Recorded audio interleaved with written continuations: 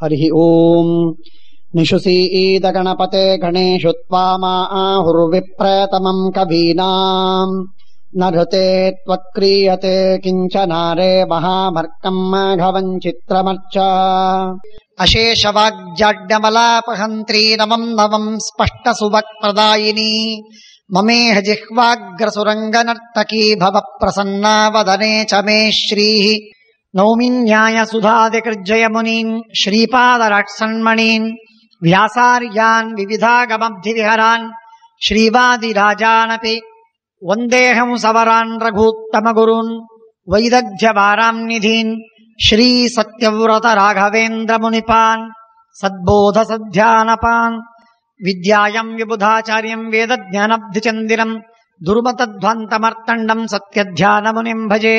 ಸತ್ಯಾಭಿಧ್ಯಕರಾಬ್ಜೋತ್ಥಾನ್ ಪಂಚಾಶದ್ವರ್ಷ ಪೂಜಕಾನ್ ಸತ್ಯ ಪ್ರಮೋದ ತೀರ್ಥಾರ್ಯಾನ್ ನೌಮಿ ನ್ಯಾಯ ಸುಧಾರತಾನ್.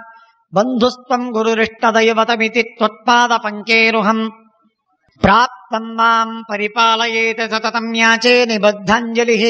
ಚಿತ್ತಂ ಮದ್ಗುಣದೋಷ ಚಿಂತನ ವಿಧೌ ನೂನಂ ಮನಂ ಮಾ ಕೃತಾಃ. ಶ್ರೀ ಸತ್ಯಾತ್ಮ ಗುರೋ ತ್ವದಂಘ್ರಿಯುಗಲಂ ಹಿತ್ವಾ ನ ಮೇ ಸದ್ಗತಿಃ. ವಿದ್ಯಾಪೀಠ ವಿಧಾತಾರಂ ವಿದ್ಯಾವಾರಿಧಿ ಚಂದಿರಂ ವಿದ್ಯಾರ್ಥಿ ವತ್ಸಲಂ ವಂದೇ ಮಹಾಮಹಿಮ ಸದ್ಗುರುಂ. ಮಹತ್ವಾದ್ ಭಾರವತ್ವಾಚ್ಚ ಮಹಾಭಾರತ ಮುಚ್ಯತೆ ನಿರುಕ್ತಮಸ್ಯ ಯೋ ವೇದ ಅಪೈಃ ಪ್ರಮುಚ್ಯತೆ. ನಮೋ ಭಗವತೆ ತಸ್ಮೈ ವ್ಯಾಸಾಯ ಅಮಿತ ತೇಜಸೆ ಯಸ್ಯ ಪ್ರಸಾದಾದ್ ವಕ್ಷ್ಯಾಮಿ ನಾರಾಯಣ ಕಥಾಮಿಮಾಂ. ಭಗವಾನ್ ವೇದವ್ಯಾಸದೇವರು ಸರ್ವೋತ್ತಮನಾದ ಶ್ರೀಕೃಷ್ಣನ ಅದ್ಭುತವಾದ ಅತಿಗೂಢ ಮಹಾಮಹಿಮೆಯನ್ನು ಹೇಳುವುದಕ್ಕಾಗಿ ಬರೆದ ಈ ಮಹಾ ಗ್ರಂಥ ರಾಜ ಇದರಲ್ಲಿ ಪರಮಾತ್ಮನ ಮಹಾತ್ಮ್ಯವನ್ನು ಹೇಳ್ತಾ ಜೊತೆಗೆ ಭಗವಂತನ ಮಹಾತ್ಮ್ಯವನ್ನು ಎತ್ತಿ ತೋರಿಸುವ ಅನೇಕ ಘಟನೆಗಳನ್ನು, ಕಥೆಗಳನ್ನು, ವ್ಯಕ್ತಿಗಳ ಚಿತ್ರಣಗಳನ್ನು ನಮಗಿಲ್ಲಿ ಮಾಡಿ ತೋರಿಸ್ತಾರೆ. ದ್ರೋಣಾಚಾರ್ಯರ ಕಥೆ ಹಿಂದೆ ಪ್ರಸಕ್ತವಾಗಿದೆ. ದ್ರೋಣಾಚಾರ್ಯರು ಪರಶುರಾಮ ದೇವರಲ್ಲಿ ಹೋಗಿ ದಾನವನ್ನು ಪಡೆಯಬೇಕು ಅಂತ ಹೋಗ್ತಾರೆ. ದಾನವನ್ನು ಪಡಿಬೇಕು ಅಂತ ಹೋದಾಗ ಪರಶುರಾಮ ದೇವರು ಹೇಳ್ತಾರೆ, ನನ್ನ ಹತ್ರ ಇರುವ ಎಲ್ಲ ಆಸ್ತಿಯನ್ನ, ಐಶ್ವರ್ಯವನ್ನು ನಾನು ದಾನವಾಗಿ ಕೊಟ್ಟು ಬಿಟ್ಟಿದ್ದೇನೆ. ಈಗ ನನ್ನ ಬಳಿ ಏನೂ ಇಲ್ಲ. ನಾನಿದ್ದೇನೆ, ನನ್ನ ಅಸ್ತ್ರವಿದೆ ಮತ್ತು ನನ್ನ ವಿದ್ಯೆ ಇದೆ. ಇದು ಮೂರು ಮಾತ್ರ ನನ್ನ ಹತ್ರ ಉಳಿದದ್ದು, ಇನ್ಯಾವುದೂ ನಮ್ಮಲ್ಲಿ ಉಳಿದಿಲ್ಲ. ಅದಕ್ಕಾಗಿ ಈ ಮೂವರಲ್ಲಿ ಏನಾದರೂ ನಿನಗೆ ಬೇಕಾಗಿದ್ದರೆ ತೆಗೆದುಕೋ, ನಾನು ಕೊಡ್ತೇನೆ. ಅದನ್ನು ಬಿಟ್ಟು ಏನಾದರೂ ಬೇಡಿದರೆ ನನ್ನ ಹತ್ರ ಇಲ್ಲ ಅಂತ ಸರ್ವಸ್ವಾಮಿಯಾದ, ಸರ್ವವನ್ನೂ ಸರ್ವಕಾಲದಲ್ಲಿ ಕೊಡಬಲ್ಲ ಸಮರ್ಥನಾದ ಪರಮಾತ್ಮ ನಾಟಕಕ್ಕೆ ಈ ಮಾತನ್ನು ಹೇಳ್ತಾನೆ. ಆ ಮಾತನ್ನು ಕೇಳಿ ಅನಿವಾರ್ಯವಾಗಿ ದ್ರೋಣಾಚಾರ್ಯರು, ಪರಮಾತ್ಮ ನಿನ್ನನ್ನು ನಾನು ದಾನವಾಗಿ ಸ್ವೀಕಾರ ಮಾಡುವುದು ಎಂದರೆ ದೇವರ ಆಧಿಪತ್ಯವನ್ನು ಬೇಡಿದಂತೆ. ದೇವರ ಮೇಲೆ ಆಧಿಪತ್ಯ, ಒಡೆತನ ಯಾರಿಗಿದೆ? ದೇವರ ಮೇಲೆ ಒಡೆತನವನ್ನು ಯಾರು ಅಪೇಕ್ಷಿಸ್ತಾನೆ ಆ ಮನುಷ್ಯ ಅಂಧಂತಮಸ್ಸಿಗೆ ಪಾಲು. ಆದ್ದರಿಂದ ಅದು ಸರ್ವಥಾ ಬೇಡ. ಇನ್ನು ಅಸ್ತ್ರ, ನಿನ್ನಲ್ಲಿ ಇರುವಂತಹ ಧನುಷ್ಯ ಅಸ್ತ್ರಗಳು, ಆ ಅಸ್ತ್ರ ಅನುದ್ಬಲರಾಗಿರತಕ್ಕಂತಹ ಮಹಾಬಲವಿಲ್ಲದ ನಮ್ಮಂಥ ಸಾಮಾನ್ಯರಿಗೆ ಆ ಅಸ್ತ್ರವನ್ನು ಎತ್ತುವುದು ಸಾಧ್ಯವೇ ಇಲ್ಲ. ಆದ್ದರಿಂದ ಅದೂ ನಿಮ್ಮ ಹತ್ರವೇ ಇರಲಿ. ಆದ್ದರಿಂದ ನನಗೀಗ ಕೊನೆಗೆ ಉಳಿದದ್ದು ಒಂದು ವಿದ್ಯೆ, ಆ ವಿದ್ಯೆಯನ್ನು ನನಗೆ ಕೊಡಿ ಅಂತ ಹೇಳಿದಾಗ ವಿದ್ಯೆಯ ಪ್ರಾರ್ಥನೆಯನ್ನು ಮಾಡಿದ್ದಕ್ಕೆ ಸರಿಯಾಗಿ ವಿದ್ಯೆಯನ್ನು ಪರಶುರಾಮ ದೇವರು ಕೊಡ್ತಾರೆ, ಉಪದೇಶವನ್ನು ಮಾಡ್ತಾರೆ. ಏನು ವಿದ್ಯೆಯನ್ನ ಅಂತ ಪ್ರಶ್ನೆ. ಸಾಮಾನ್ಯವಾಗಿ ಸ್ಥೂಲವಾಗಿ ತಿಳಿಯೋದೇನು ಎಲ್ಲರೂ ಅಂತಂದ್ರೆ ಧನುರ್ವಿದ್ಯೆಯನ್ನ ಕಲ್ತರು. ಆದರೆ ಹಾಗಿಲ್ಲ. ಧನುರ್ವಿದ್ಯೆಯನ್ನ ಕಲಿತದ್ದು ನಿಜ, ಪರಶುರಾಮ ದೇವರಿಂದ ಕಲೀಲಿಲ್ಲ ಅಂತಲ್ಲ. ಆದರೆ ಧನುರ್ವಿದ್ಯೆಯ ಜೊತೆಯಲ್ಲಿ ತತ್ವವಿದ್ಯೆಯನ್ನ, ವೇದಾಂತ ಶಾಸ್ತ್ರವನ್ನ, ತತ್ವಜ್ಞಾನವನ್ನು ಕೂಡ ಮತ್ತೆ ಕಲ್ತಿದ್ದ. ಎರಡನ್ನೂ ಕೂಡ ಪರಶುರಾಮ ದೇವರಿಂದ ಅದ್ಭುತವಾದ ರೀತಿಯಲ್ಲಿ ಅಧ್ಯಯನವನ್ನು ಮಾಡಿದ್ದಾರೆ, ಜ್ಞಾನವನ್ನು ಗಳಿಸಿದರು, ಪರಮ ಸಂತುಷ್ಟರಾದರು. ಅನೇಕ ವರ್ಷಗಳವರೆಗೆ ಅಧ್ಯಯನವನ್ನು ಮಾಡಿ ತಿರುಗಿ ಬಂದರು. ಬರ್ತಾ ಇರುವಾಗ ದ್ರುಪದ ರಾಜನ ಮನೆಗೆ ಪಾಂಚಾಲ ದೇಶಕ್ಕೆ ಹೋದರು. ಪಾಂಚಾಲ ದೇಶಕ್ಕೆ ಹೋಗಿ ದ್ರುಪದ ರಾಜನ ಮನೆಯ ದ್ವಾರದಲ್ಲಿ ನಿಂತುಕೊಂಡು ಹೇಳ್ತಾರೆ, ನಾನು ನಿಮ್ಮ ರಾಜನ ಗೆಳೆಯ, ಹೋಗಿ ಹೇಳು, ರಾಜರಿಗೆ ಹೇಳು ನಿಮ್ಮ ಗೆಳೆಯ ಬಂದಿದ್ದಾನೆ ಅಂತ ತಿಳಿಸು. ಗೆಳೆಯ ಬಂದಿದ್ದಾನೆ ಅಂತ ತಿಳಿಸು ಅಂತಂದಾಗ ದ್ವಾರಪಾಲಕ ಹೋಗಿ ಹೇಳ್ತಾನೆ, ನಿಮ್ಮ ಗೆಳೆಯ ಬಂದಿದ್ದಾನೆ, ಕಪ್ಪಿದ್ದಾನೆ, ಎತ್ತರ ಇದ್ದಾನೆ, ಅತಿ ಬಡವ ಅಂತ ಹೇಳ್ತಾನೆ. ದ್ರೋಣಾಚಾರ್ಯರು ಅಲ್ಲಿ ಹೋಗುವಾಗ ತಮ್ಮ ಹೆಂಡತಿ ಕೃಪಿಯನ್ನು, ಮಗ ಅಶ್ವತ್ಥಾಮನನ್ನು ಕರ್ಕೊಂಡು ಹೋಗಿರ್ತಾನೆ. ಸದಾರ ಸಮುಪಾಗತಃ ಹೆಂಡತಿ ಮಕ್ಕಳನ್ನು ಕರೆದುಕೊಂಡು ಹೋಗಿರತಕ್ಕಂತಹ ಈ ಬ್ರಾಹ್ಮಣನಿಗೆ ಒಬ್ಬ ಮಗ, ಒಂದು ಹೆಂಡತಿ, ತಾನು, ಮೂವರು ಅಲ್ಲಿ ಹೋಗಿರ್ತಾರೆ. ನನಗಿಲ್ಲಿ ನಾನು ನಿನ್ನ ಗೆಳೆಯ ಅಂತ ಹೇಳಿಕೊಂಡು ಹೋದರೆ ಆಗ ದ್ರೋಣಾಚಾರ್ಯನಿಗೆ ದ್ರುಪದ ರಾಜ ಬಾಯಿಗೆ ಬಂದ ಹಾಗೆ ಬೈದು ಕಳಿಸಿಬಿಡ್ತಾನೆ. ಆಗ ಹೇಳ್ತಾನವನು, ಅಕೃತೇಯಂ ತವ ಪ್ರಜ್ಞಾ ಬ್ರಹ್ಮನ್ ನಾತಿ ಸಮಂಜಸ. ಅತ್ಯಂತ ಅಸಮಂಜಸವಾಗಿರತಕ್ಕಂತಹ ಮಾತು ನಿನ್ನ ಮನಸ್ಸಿನಲ್ಲಿ ಮಾಡಿಕೊಂಡಿದ್ದೆ, ಹುಚ್ಚ ನೀನು, ತಿಳುವಳಿಕೆ ಇಲ್ಲ ನಿನಗೆ. ಸಾಮಾನ್ಯರು ಕೂಡ ತಿಳಿದುಕೊಂಡಿರ್ತಾರೆ, ನಾವು ಬಡವರು, ಶ್ರೀಮಂತರ ಹತ್ರ ಹೋಗಿ ನಾವು ಅವನ ಗೆಳೆಯ ಅಂತ ಹೇಳ್ಕೋಬಾರ್ದು, ಹೇಳ್ಕೊಂಡ್ರೆ ಅವನನ್ನು ದಬ್ಬಿ ಬಿಡ್ತಾನೆ, ನಮ್ಮನ್ನ ಅಟ್ಟಿ ಬಿಡ್ತಾನೆ, ಅವಮಾನ ಮಾಡ್ತಾನೆ. ಇದು ಒಬ್ಬ ಸಾಮಾನ್ಯನಿಗೆ ಗೊತ್ತು. ಅಷ್ಟೂ ತಿಳುವಳಿಕೆ ಇಲ್ಲದೆ ನೀನು ರಾಜಾಧಿರಾಜರಾದ ನನ್ನ ಹತ್ರ ಬಂದು ಹೇಳ್ತಾ ಇದ್ದಿ ನಾನು ನಿನ್ನ ಗೆಳೆಯ ಅಂತ. ಯಾರು ಹೋಗ್ತಾರೆ? ಎಂದೂ ಮಾತಾಡ್ಲಿಕ್ಕೆ ಹೋಗ್ಬಾರ್ದು. ಶ್ರೀಮಂತರನ್ನ ನಮ್ಮ ಗೆಳೆಯ ಅಂತ ಬಡವ ಹೇಳ್ಕೋಬಾರ್ದು. ಅವನು ಹೇಳಿದ್ರೆ ಚಿಂತೆ ಇಲ್ಲ, ಅವನು ಹೇಳಿದ್ರೆ ಹೇಳ್ಕೊಳ್ಳಿ, ಅದು ನಮಗೆ ದೊಡ್ಡ ಗ್ರೇಸ್ ಅದು. ಆದರೆ ನಾವೇನಾದರೂ ಹೇಳಿಕೊಂಡ್ರೆ ಅವನು ಕೋಪಿಸ್ಕೊಳ್ತಾನೆ. ಅದನ್ನು ಎಂದೆಂದಿಗೂ ಮಾಡತಕ್ಕದ್ದಲ್ಲ. ದೊಡ್ಡವರ ಹತ್ರ ಸಣ್ಣವರು ಎಂದೆಂದಿಗೂ ನಾವವರ ಗೆಳೆಯರು, ನಾವವರ ಬಳಗ ಏನೂ ಹೇಳಲಿಕ್ಕೆ ಹೋಗಬಾರದು. ನಾವು ದೂರದಿಂದ ಅವರಲ್ಲಿ ವಿಶ್ವಾಸವನ್ನು ಮಾಡುವವರು ಇಷ್ಟೇ ಇರಬೇಕು. ಬಹಳ ಹತ್ತಿರದವರು ಅಂತ ಅಂದ್ಕೊಂಡ್ರೂ ಅವನಿಗೆ ಸಮಾಧಾನವಾಗುವುದಿಲ್ಲ. ಯಾಕೆ? ಅವನ ಅಹಂಕಾರಿ. ಅವನು ತನ್ನ ಸ್ಟೇಟಸ್ ಬಹಳ ದೊಡ್ಡದು ಅಂತ ತಿಳಿದಿರ್ತಾನೆ. ಸಣ್ಣವರು ಯಾರೇ ತನ್ನ ಗೆಳೆತನವನ್ನ ಹೇಳಿದರೆ ಅದನ್ನು ಸಹನೆ ಮಾಡ್ಲಿಕ್ಕೆ ಆಗುವುದಿಲ್ಲ. ಅದರಿಂದ ತಾನು ಸಣ್ಣವನಾಗ್ತೀನಿ ಅಂತ ತಿಳ್ಕೊಂಡಿದ್ದಾನೆ. ಆದ್ದರಿಂದ ಅವನದನ್ನು ಸಹನೆ ಮಾಡುವುದಿಲ್ಲ. ಆದ್ದರಿಂದ ಇಷ್ಟು ತಿಳುವಳಿಕೆ ಇಲ್ಲದೆ ಇದ್ದಂತಹ ಅವ್ಯವಹಾರಿಯಾದ ನೀನು ಅಕೃತೇಯಂ ತವ ಪ್ರಜ್ಞಾ ಬ್ರಹ್ಮನ್ನಾತಿ ಸಮಂಜಸ. ನಿನಗೆ ತಿಳುವಳಿಕೆ ಇಲ್ಲ. ಹೇ ಬ್ರಾಹ್ಮಣ ದ್ರೋಣ, ನಿನಗೆ ವಿವೇಕ ಇಲ್ಲ ನಿನಗೆ. ಆದ್ದರಿಂದ ಯನ್ಮಾಂ ಬ್ರವೀಷಿ ಪ್ರಸಭಂ ಸಖಾತೇಹಮಿತಿ ದ್ವಿಜ. ನನ್ನನ್ನು ಗೆಳೆಯ ಅಂತ ಹೇಳ್ತೀಯಲ್ಲೋ ಮುಠಾಳ, ಮೂರ್ಖ, ಬೈತಾನೆ. ನಹಿ ರಾಜ್ಞಾಂ ಉದೀರ್ಣಾನಾಂ ಏವಂ ಭೂತೈರ್ನರೈಃ ಕ್ವಚಿತ. ಇಂಥ ಒಬ್ಬ ಕರಿ ಬ್ರಾಹ್ಮಣ, ಕಾಲಲ್ಲಿ ಚಪ್ಪಲಿ ಇಲ್ಲ, ತಲೆ ಮೇಲೆ ಶಿರಸ್ತ್ರಾಣ ಇಲ್ಲ, ಮೈಯೊಳಗೆ ಬಟ್ಟೆ ಚೆನ್ನಾಗಿಲ್ಲ, ಅತ್ಯಂತ ಬಡವ, ಮಹಾ ದರಿದ್ರ, ನೀನ್ ನನ್ನನ್ನ ಶ್ರೀಮಂತ, ನಾನ್ ಗೆಳೆಯ ಅಂತ ಹೇಳ್ಕೋತೀಯಲ್ಲ ನೀನು. ನಹಿ ರಾಜ್ಞಾಂ ಉದೀರ್ಣಾನಾಂ ಏವಂ ಭೂತೈರ್ ನರೈಃ ಕ್ವಚಿತ ಸಖ್ಯಂ ಭವತಿ ಮಂದಾತ್ಮನ್ ಶ್ರಿಯಾ ಹೀನೈಃ ಧನಚ್ಯುತೈ. ಹಣವಿಲ್ಲದ ಬಡವರಾದ ವ್ಯಕ್ತಿಗಳ ಜೊತೆಗೆ ಶ್ರೀಮಂತರಿಗೆ ಎಂದೆಂದಿಗೂ ಗೆಳೆತನವಾಗುವುದು ಸಾಧ್ಯವಿಲ್ಲ. ಸೌಹೃದಾನ್ಯಪಿ ಚೀರಿಯಂತಿ. ನೀನು ಹಿಂದೇನೋ ಗೆಳೆಯನಾಗಿದ್ದೆ ಅಂತ ನೀನೇನೋ ಹೇಳ್ತಾ ಇದ್ದೀಯಲ್ಲ, ಇರಬಹುದು. ನನಗೆ ನೆನಪಿದೆ, ದ್ರೋಣ ಅಂತ ಒಬ್ಬ ವ್ಯಕ್ತಿ ಹುಡುಗ ಇದ್ದ. ನಾನು ಗುರುಗಳಲ್ಲಿ ಓದ್ತಾ ಇರುವಾಗ ಅವನಿದ್ದ, ನಮ್ಮ ಗುರುಗಳ ಮಗ ಅವನು. ಇದೆಲ್ಲ ಗೊತ್ತಿದೆ ನನಗೆ. ಆದರೆ ಆ ಗೆಳೆತನವನ್ನ ಈಗ ನೀನು ಅನುವೃತ್ತಿ ಮಾಡಿಕೊಂಡು ಇವತ್ತು ನೀನು ನನ್ನ ಗೆಳೆಯ ಅಂತ ಹೇಳ್ಕೋಬೇಡ. ಸೌಹೃದಾನ್ಯಪಿ ಜೀರಿಯಂತೆ. ಎಲ್ಲ ಜೀರ್ಣವಾಗಿ ಬಿಡುತ್ತದೆ, ಮುಪ್ಪು ಹಿಡಿತದೆ. ಮನುಷ್ಯನಿಗೆ ಮುಪ್ಪು ಹಿಡಿತದೆ, ಮನುಷ್ಯನ ಗೆಳೆತನಕ್ಕೆ ಮುಪ್ಪು ಹಿಡಿಯೋದಿಲ್ಲೇನು? ಏನ್ ಹೇಳ್ತೀನಿ?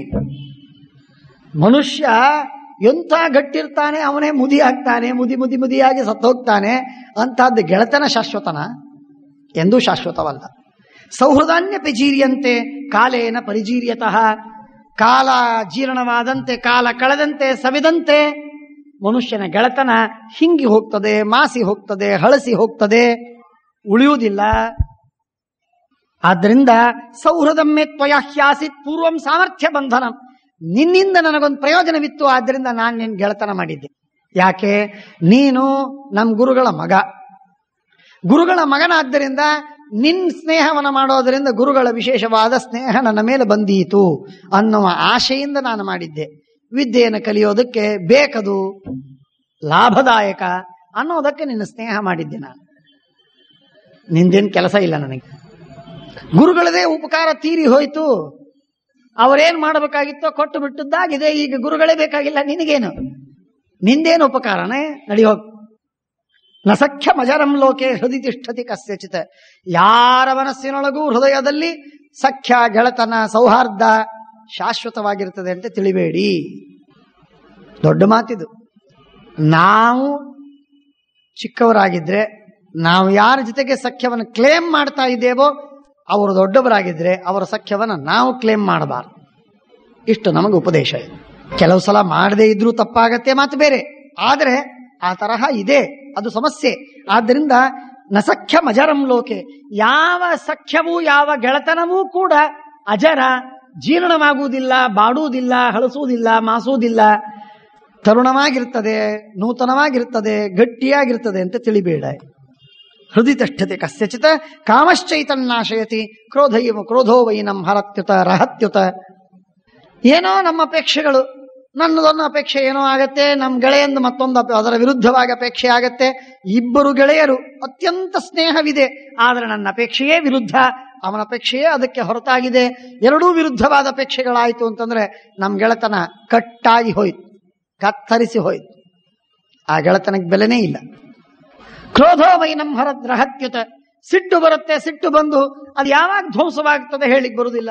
ಗೆಳೆತನ ಏನು? ಗೆಳೆತನ ಅಂದ್ರೆ ಏನು? ಅದಕ್ಕೇನು ಅರ್ಥವಿದೇನು? ಆದ್ದರಿಂದ ಮೈವಂ ಜೀರ್ಣಮುಪಸ್ವತ್ವಂ ಸಖ್ಯಂ ಭವದುಪಾಧಿಕೃತ. ಏನೋ ಉಪಾಧಿ, ನೀನು ನಮ್ಮ ಗುರುಗಳ ಮಗ ಅಂತನ್ನುವುದಕ್ಕಾಗಿ ಆಗೇನೋ ನಾನು ಸಖ್ಯ ಮಾಡಿದ್ದೆ ಅಂತನ್ನುವುದಕ್ಕೆ ಆ ಸಖ್ಯವನ್ನು ಮನಸ್ಸಿನಲ್ಲಿ ಇಟ್ಕೊಂಡು ಈಗ ನೀನು ನನ್ನನ್ನ ಗೆಳೆಯ ಅಂತ ಕರೀಲಿಕ್ಕೆ ಹೋಗ್ಬೇಡ, ಅಂತ ಸಾಹಸ ಮಾಡ್ಲಿಕ್ಕೆ ಹೋಗ್ಬೇಡ. ಮೈವಂ ಜೀರ್ಣಮುಪಸ್ವತ್ವಂ ಸಖ್ಯಂ ಭವದುಪಾಧಿಕೃತ. ನಿಮಿತ್ತದಿಂದ ಬಂದಂತಹ ಗೆಳೆತನವೇನಿದೆ ನೋಡಿ, ಆ ನಿಮಿತ್ತ ಅಪಾಯವಾದ ಮೇಲೆ ಆ ನೈಮಿತ್ತಿಕವಾಗಿರತಕ್ಕಂತಹ ಸಖ್ಯವೂ ಅಪಗತವಾಗ್ತದೆ, ಅಪೇತವಾಗ್ತದೆ. ನಿಮಿತ್ತದಿಂದ ಬಂದದ್ದು ನಿಮಿತ್ತ ಹೋಯ್ತು. ಏನ್ ಪ್ರಯೋಜನ? ಆದ್ದರಿಂದ ನ ದರಿದ್ರೋ ವಸುಮತಃ ಆಸೀತ್ ಸಖ್ಯಂ ದ್ವಿಜಶ್ರೇಷ್ಠ ತ್ವಯಾಹ್ಯ ತಯಾಮೇ ಅರ್ಥ ನಿಬಂಧನಂ. ಏನೋ ಉದ್ದೇಶವಿತ್ತು, ಪ್ರಯೋಜನವಿತ್ತು, ಆದ್ದರಿಂದ ನಿನ್ ಜೊತೆ ಗೆಳೆತನ ಮಾಡಿದೆ. ಈಗ ಏನ್ ಗೆಳೆತನ ಬೇಕು? ನಿಂದೇನ್ ಬೇಕಾಗಿಲ್ಲ, ಹೋಗ್. ನಿನ್ನಿಂದೇನ್ ಪ್ರಯೋಜನವಿಲ್ಲ, ನನಗೆ ಏನು ಬೇಕಾಗಿಲ್ಲ. ನಿನ್ನಷ್ಟಕ್ಕೆ ನೀನು, ನನ್ನಷ್ಟಕ್ಕೆ ನಾನು. ನಿನ್ನ ಗೆಳೆತನ ನನಗೆ ಬೇಕಾಗಿಲ್ಲ. ಹೀಗೆ ಸ್ಪಷ್ಟವಾಗಿ ನ ದರಿದ್ರೋ ವಸುಮತಃ. ಶ್ರೀಮಂತನಿಗೆ ಬಡವ ಗೆಳೆಯನಾಗುವುದಿಲ್ಲ, ಅವಿದ್ವಾಂಸ ವಿದ್ವಾಂಸನಿಗೆ ಗೆಳೆಯನಾಗುವುದಿಲ್ಲ, ಶೂರನಿಗೆ ದುರ್ಬಲ ಎಂದೆಂದಿಗೂ ಸ್ನೇಹಿತನಾಗುವುದಿಲ್ಲ. ಆದ್ದರಿಂದ ಸಖಿ ಪೂರ್ವಂ ಕಿಮಿಷ್ಯತೆ. ಎಂದೋ ಗೆಳೆಯ ಅಂತ ಹೇಳಿದ್ದಂತೂ ಮಾತೇ ಆಡಬೇಡ. ಇವತ್ತೇ ಗೆಳೆಯನಾಗುವುದು ಕಷ್ಟ ಅಂದಮೇಲೆ ಎಂದಿಂದೋ ಗೆಳೆತನವನ್ನ ಇವತ್ತು ನೆನೆದು ಅದನ್ನು ನಾನು ವ್ಯವಹಾರದಲ್ಲಿ ಇಟ್ಕೋತೀನಿ, ಜಾರಿಯಲ್ಲಿ ತರ್ತೀನಿ ಅಂತ ಅನ್ನೋದು ಮಾತು ತಪ್ಪು. ಯಯೋರೇವ ಸಮಂ ವಿತ್ತಂ ಯಯೋರೇವ ಸಮಂ ಶ್ರುತಂ ತಯೋರ್ ವಿವಾಹ ಸಖ್ಯಂಚ ನತು ಪುಷ್ಟ ವಿಪುಷ್ಟಯೋಹೋ. ಒಬ್ರು ಒಳ್ಳೆ ಸಮೃದ್ಧರು, ಭಾರಿ ಬುದ್ಧಿವಂತರು, ಭಾರಿ ಐಶ್ವರ್ಯಶೀಲರು ಅಂಥವರಿಗೂ ಇನ್ನೊಬ್ಬ ದರಿದ್ರ ಅಥವಾ ದಡ್ಡ ಬಡವ ಅಂಥವರಿಗೆ ಗೆಳೆತನ ಅಥವಾ ವಿವಾಹ ಎಂದೆಂದಿಗೂ ಆಗುವುದಿಲ್ಲ. ನಾ ಶ್ರೋತ್ರಿಯ ಶ್ರೋತ್ರಿಯಸ್ಯ ನಾರಥಿ ರಥಿನಃ ಸಖ ನಾರಾಜ ಪಾರ್ಥಿವಸ್ಯಾಪಿ ಸಖಿ ಪೂರ್ವಂ ಕಿಮಿಷ್ಯತೆ. ಆದ್ದರಿಂದ ಹಿಂದಿನ ಗೆಳೆತನವನ್ನ ನೀನೇನು ಹೇಳಿ ಹೇಳಿ ನನಗೆ ಕೊರಿಬೇಡ, ನಾನು ನಿನ್ನ ಗೆಳೆಯನಲ್ಲ. ದೃಪದೇನೈವ ಮುಕ್ತಸ್ತು ಭಾರದ್ವಾಜ ಪ್ರತಾಪವಾನ್. ಮಹಾಪ್ರತಾಪಿಗಳು, ಭಾರಿ ಜ್ಞಾನವಂತರು, ಅಷ್ಟೇ ಬಲಿಷ್ಠರು, ಅದ್ಭುತ ಧನುರ್ವಿದ್ಯೆಯಲ್ಲಿ ಪಾರಂಗತರು. ವಿಶೇಷವಾಗಿ ಈಗ ಪರಶುರಾಮದಿಂದ ದೇವರಿಂದ ವಿದ್ಯೆಯನ್ನು ಕಲಿತು ಬಂದವರು. ಮುಹೂರ್ತಂ ಚಿಂತಗಿತ್ವಾತು ಮುನ್ಯುನಾ ಅಭಿಪರಿಪ್ಲುತಃ. ಬಹಳ ಕೋಪ ಬಂತವರಿಗೆ, ಬಹಳ ಸಿಟ್ಟು ಬಂದಿದೆ.